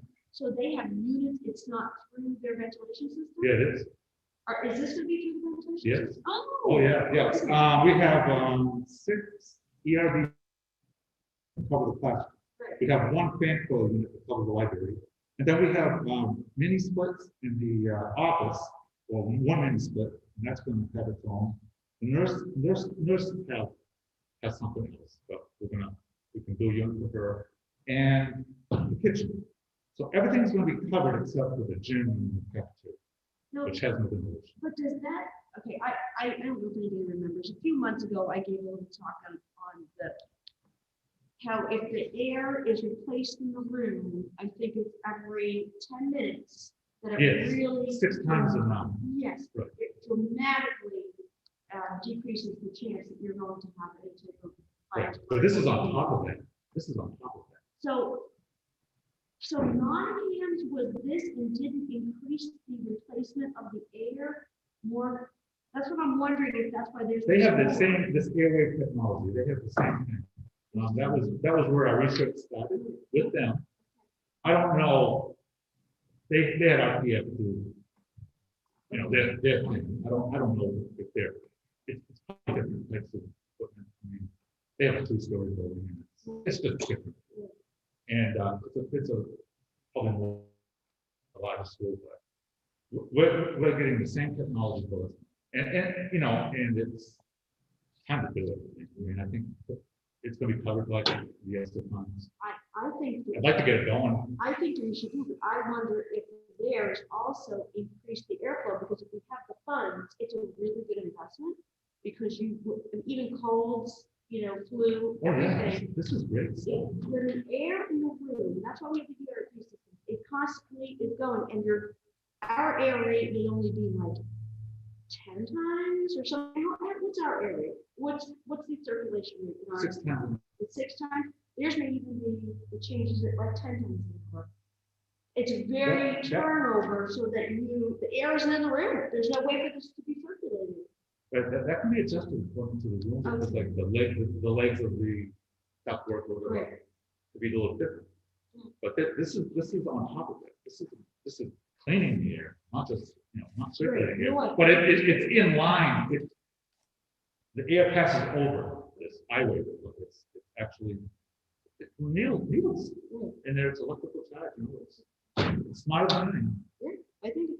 But I'd like to get it going. we have the I money. like the blessing of the board, I guess. I think the extra funds. I mean, we're gonna pay from the ESSER fund, which means if it's something that works towards the slowing down of the virus, Mhm. you can use it in the school. It's, Why not go for it? Just make a motion, we'll second, we'll do it. okay, I make a motion that we invest $9,500 for air quality to clean the air in the school. And that's that. Okay, is there any installation fees for this? This is all. This is to decrease our chances of COVID. This is COVID. Oh, yeah, this is. So we have a motion to the second? Yes, second. Oh, I didn't think so. Yeah. This isn't something that needs an RFP or anything like that. No, it's under 10,000. Right. Yeah. It's 10,000. It's under the bid process. Yeah. So Monica, I know you're listening. Yep. So this is definitely, because this is to improve the air quality in the building, to reduce the chances of the COVID spread. This would definitely come under our Esther, is it Esther? Yes, it'll come out of your ESSER 2 funds, and we have used that in the other districts. So we know that it's approved. I think it's morale this way. Terry, Yes, Erica, Yes. Debbie, Yes. and myself, yes. thank you. Thank you very Terry, much. thank you for researching that. My pleasure. Mr. Chairman, we have 2 more items. You do, go ahead. Bring it on. One is, we received a request from Ms. Jenny Rosati that Gage be permitted to continue attending Dover High School. We can't do it. We did it last week. It's that far. What's that? We shouldn't, we can't be doing specific names in a public meeting. We could. Yeah, we did it last week. I know, that was a mistake. My bad. I'll make a motion that we accept a parent request for a high school student to continue to attend Dover High School at the same rate of Co-Brown, and parents provide the transportation. Second. Discussion. Carrie, Yes. Erica, Yes. Debbie, Yes. myself, yes, thank you. Thank you. The other item is, I need to confirm that the fiscal year 22 budget is approved. I have not been able to find in the minutes where we voted on fiscal 22, but we've got to get it approved before we can post it, and we've got to get, we have to submit it for DRA review before that as well. Okay, we did vote on it. We did vote on the warrant article tonight with that amount in it. Where we took a 4-0 vote, but we could do a formal motion and vote on it, so, On the budget, on the budget. all right, let me just look at the. Let me just get the same. And there aren't any changes to that document since the last time that you all had your budget session. It's just, it's the same amount, it's, Yeah, we can move funds around within it on the bottom line. Just gonna get the warrant articles and make sure I see the. Warrant Article 2. What page is it on? 37. What's it? Oh, for the budget. Okay. Oh, boy, where is it? Okay, has the draft. It's number over. 2. Okay, I make a motion to accept or to approve the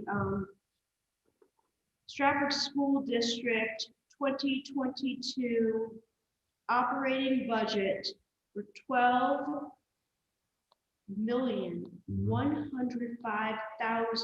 $12,105,033. Further discussion. Carrie? Yes. Erica? Yes. Debbie? Yes. Myself, yes. Okay, Monica, you have thank you very much. vote on that. Anything else? We'll set future meeting dates. March 6th, the annual school district meeting, which we discussed today, will start at 9 a.m. It'll be indoors and out. March 8th is the next joint board meeting, location to be announced.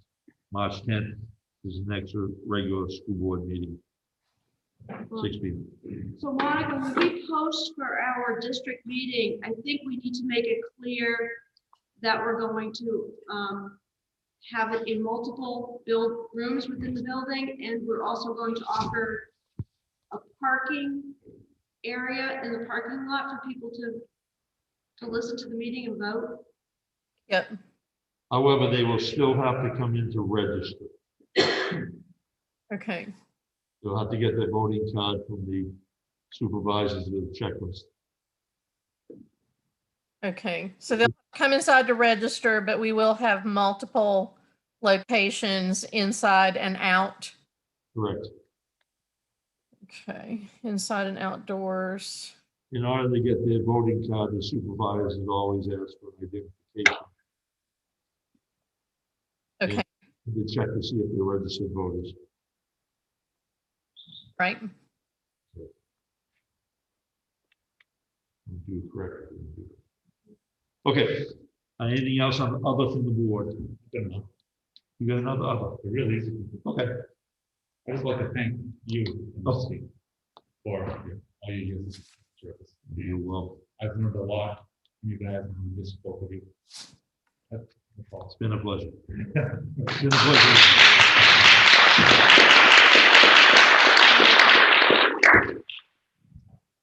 Okay, I work with great people. That's what makes it easy. Okay. Public comments. Anyway. Oh, wait, yeah. Hello, Audrey Dolan. I just have a question for the board. I know we discussed last week, I heard Dr. Henson's report about CDC still recommending 10 days of quarantine, and then we talked about the board's decision, well, their discussion was 14 days of quarantine. I'm not sure, do you need to do a vote to change it to 14 or to change it from 14 to 10? I think there's some people just confused about what is it that the board has decided is going to be our quarantine. Thank you. I think the 14 was when we were talking about the November vacation, Thanksgiving and Christmas. That's when we talked about the travel quarantine. But I don't know that that's not following the CDC recommendations for this. I think we felt pretty strongly that it should be 14 across the board. And I can't remember if we left it that we were going to discuss it more tonight. I mean, CDC is saying 10, most other places are doing 10. I remember that board meeting when the discussion was happening, and yes, it did come around the holiday travel idea. But I think my impression of that discussion was that it was, if there was an exposure to COVID, that quarantining, no matter where you got exposed, it doesn't really matter if you're exposed, that the quarantine be 14 days. that seems like the spirit of the discussion that I witnessed that day. We just wanted the board to make a clear decision so people will know. And I think the CDC guidelines. Monica? The administration's recommendation is that we follow 10 days of quarantine per CDC and New Hampshire Department of Health and Human Services. Can you put that in a written document for the next meeting? Yes. Okay, and then you'll be able to do a clear vote on it. So you got your answer, Audrey. so we're going to go next week or next time. Yeah, I think that Monica should present it in writing to us so we can have something to vote on, not us, but them to vote on and make a decision. I hear what you're saying, but we have like 3 weeks until we have another meeting. So I think that, Like potentially people traveling over vacation. Yeah, So I think the maybe situation's gonna something come up to before.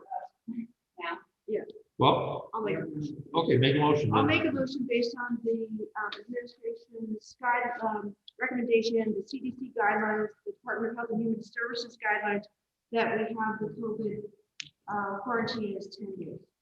Second. Discussion. Superintendent, are you clear with this? Yes, that if I understood correctly, that we will be following the 10-day quarantine and isolation. Is that what the board wants? Okay. All right. Further discussion? Carrie? Yes. Erica? Yes. Debbie? Yes. And myself, yes. Pass that 4-0. Okay, Monica, so that becomes the norm now. Okay. Anything else from the public at this time? Eric, what was on? Sure, right from there, Eric. You can hear me? Yeah, I will say that I did look at the school website, and there are 2 documents side by side. One says 10 days for quarantine / isolation, the other one says 14. So there is conflicting information there that people can read. okay. So we need to address that. We need to address that, and Kathy, is that something, Amanda, you can handle? Okay. Correct, okay, thank you. Okay, And it was briefly touched upon last meeting, the discussion of maybe a slightly further expanded summer program to help the children, help the students make up for the face-to-face learning they're missing this year. And I just look forward to hearing more about that in the coming months, obviously contingent upon federal funding, if I understood that correctly. it sounds like there is funds for that, yeah. Okay. I think it would be good to help. Anything to get the kids more face-to-face time. We've always supported as a board Well, I the understand. summer program, and if we can extend it this year to help make up any deficits, especially what Monica said that some deficits could be as far as a 70% deficit on her report today, we would, I think the board would go for that. I'll be in the audience asking for it. I agree, and I'm wondering, between wanting to expand that program, what Audrey brought up the last time about the shade, and wanting kids to, I don't know if we would be able to, by the time the summer rolls around, if the kids would be able to social distance outside and take their masks off when they're outside in the heat. You know, I'm talking about July, it's many months from now, we'll see what happens within the state. But if we did, do you think if we needed a shaded area, those funds could cover it? For the outside learning, for the extended learning time? Pavilion. A type thing. pavilion? Been working.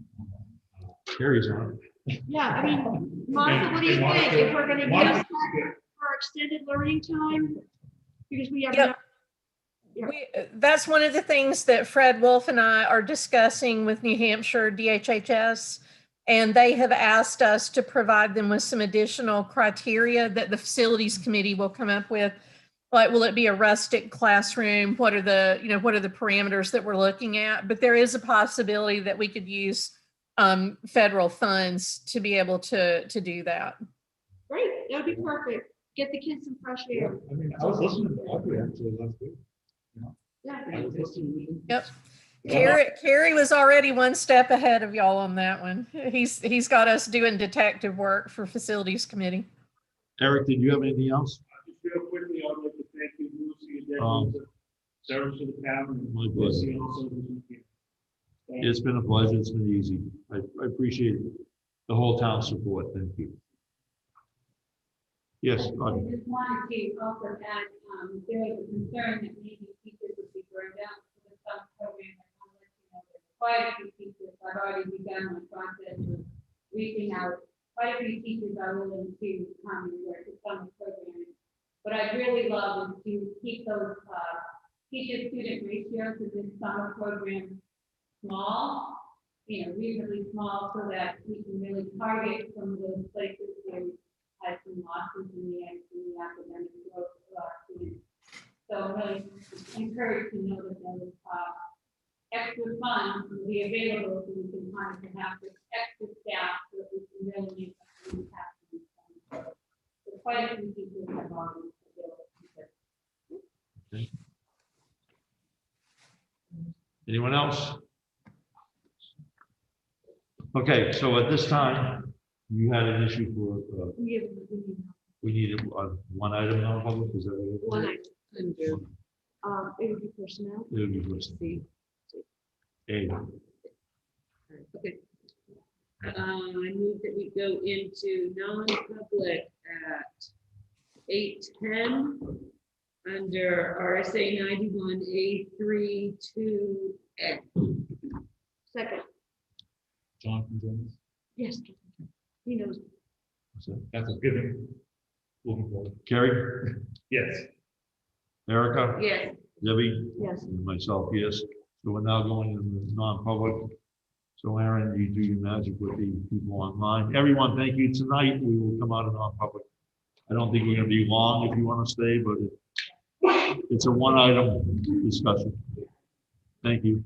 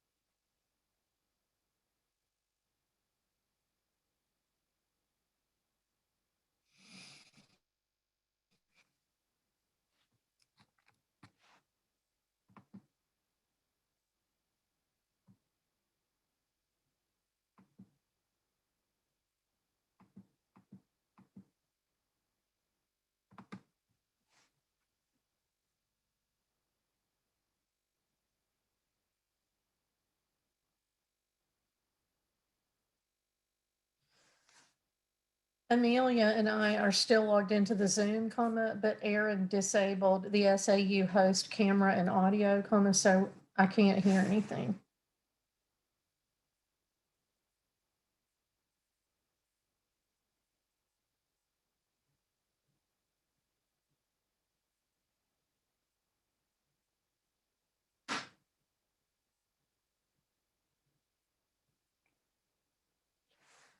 Or C.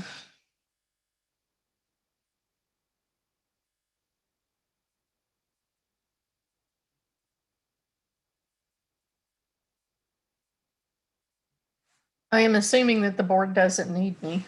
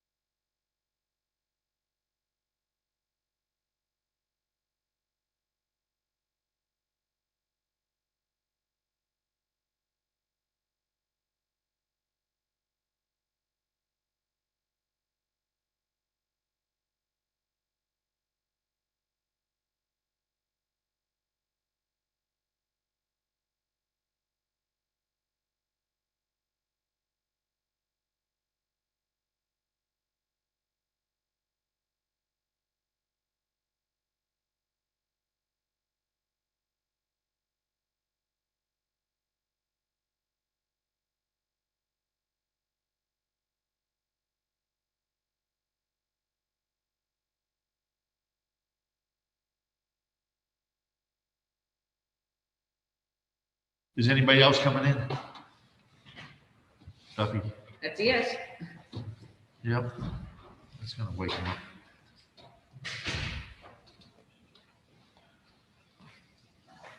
Tell me when you're ready. Look at the window dark over here. I know. I don't know why the lights are see half the off screen, today. but I hate it. I'll miss you guys. We're gonna miss you too, Bruce. Hey, I'm gonna miss you I'm so much. I around. can't wait When to- somebody resigns, let me know. I'm gonna be on the phone with you like every day. Good to go. That's 33 happening. groups, 33? Is Monica on? Yep. Okay, Yes. okay. Okay, we went back into public session at 8:20. No votes were taken in non-public session. Discussion of personnel was our topic. So is there anything else in public session at this time? I will say as a follow-up to last week's discussion, Monica, so you're here. I'm just gonna make a motion, and it's the intent of the board to hope that the administration, both the superintendent and the school administration, can work towards giving parents notice that we are hoping, barring any unforeseen circumstances, that we would be able to go back to 5-day a week for the third trimester, 5 full face-to-face days a week for the third trimester. Second. Okay, so we have a motion and a second. Let's just do a quick discussion. What would happen to the remote students at that time? What we were talking about is with the ESSER money. The ESSER money. We're wondering if we could do something like we're doing for our primary grades with a stipend for someone to help the middle school, because I know that the number of remote students has decreased. We're down to 45 total. If we could do something to pay a stipend to one of the teachers to take over the remote instruction for middle school students, if that's a. What if those remote students wanted to return?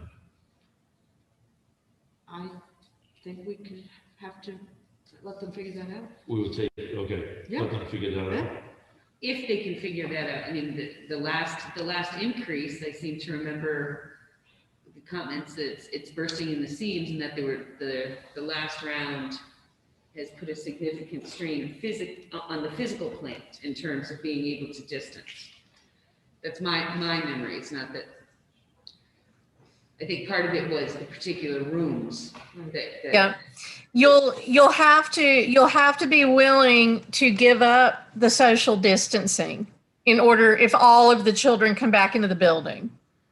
I don't think that that's what we were saying. I don't think we'd want to force people to come back if they don't want to. We were looking, I thought, I was just saying, if you could find someone who could do what we are doing for the primary remote students, paying a stipend, because now we have the extra funds, to someone who's willing to do that for the middle school students. The number of remote students has decreased since we first discussed this. So are we able to do something like that? Well, we could certainly advertise and do it. It would be hard. Are you talking about a teacher who would be the full-time remote teacher?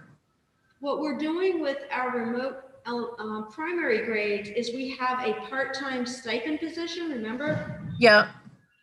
So something similar to that. Where the lesson planning and instruction and assignments would actually be coming from the classroom teacher, but we would have a stipended individual who would manage the online. Or that person would be responsible as the teacher of record. That's what I'm trying to clarify. I'm not sure how you're doing it with the primary, for the preschool teacher. The primary grades, that teacher is the teacher of record, is my understanding. That's why I'm saying it would be tough to find somebody who's licensed in all the content areas at the middle grades, because New Hampshire doesn't anymore have a credential for a general middle grades. It's by content area. That is true. Well, maybe we might have to work on bringing pre-K through 4 in, and then the middle school still keep electrified. I don't know. See, I see it, excuse me, I see it differently. I see that if that's what your plan is, to have the kids 5 days a week, I don't think the teachers should be doing any remote. It's either let the students come back or have the parents homeschool for the remainder of the year and not burden the teachers with making remote lessons for the students that aren't here. Okay, and let them make a decision. I mean, I know the federal government, the new president said he wants all students in 5 days a week. He said that yesterday in Wisconsin, so maybe in the first 100 days, he wants all students to be in 5 days a week. That was the comment, so. So if they were 5 days a week, I don't think teachers necessarily have to do the remote part anymore. The parents would have to make up their decision whether to send the kids to school or to homeschool them, like some parents have already chosen anyway. So if that's what you want. Well, I think we just heard Dr. Henson say that there would be some areas we would have to give up the social distancing in order to. Yeah, that's something you're gonna have to work out, I don't. So I think at this point, the motion was the intent to hope for this to happen. So not that it was going to happen, the intent. So if that is what we're hoping to happen, I guess to start looking at ways that we could either do, you know, wherever our highest number of our remote students are. I mean, I hear what you're saying about the middle school, especially, you know, if you have to have a certified math teacher and the certified middle school English teacher, that does make sense. So maybe it's pre-K through 4, 5 days, and maybe the middle school the 4 days, if that's the way it works. But we have somebody dealing with the primary grades right now who is teaching the remote. So your motion's to investigate it. Investigate, that's our intent. We are hoping to be able to bring these kids back for the third trimester. How about if you consider amending your motion for it to be a resolution? Okay. I think that makes the most sense, that the board is stating a resolution to explore getting as many students as possible able to attend school 5 days a week. And then you can charge the administration with investigating how to make that happen. I hear what you're saying. It's the intent that we're hoping. So if you want to look for a resolution, that would be fine. Are you changing No, the I word? think the motion is great. You're But gonna keep, we're gonna, Deb wants to keep her original motion. Okay. We'll put it to vote. Carrie? Yes. Erica? Yes. Deb? yes, And I abstain because it's something for the future that I won't be participating in. Leave that up to the voters. Is there anything else for public session? motion to adjourn. Thank you. Second. Those are the best ones. This was what Bruce- No, No? Gary, Yeah. Erica, Yes. Debbie, Yes. myself, yes, thank you. Oh, I can't wait to find out what Erica does for the big meeting. Thanks, everybody. Good night. I just want to say thank you. You're very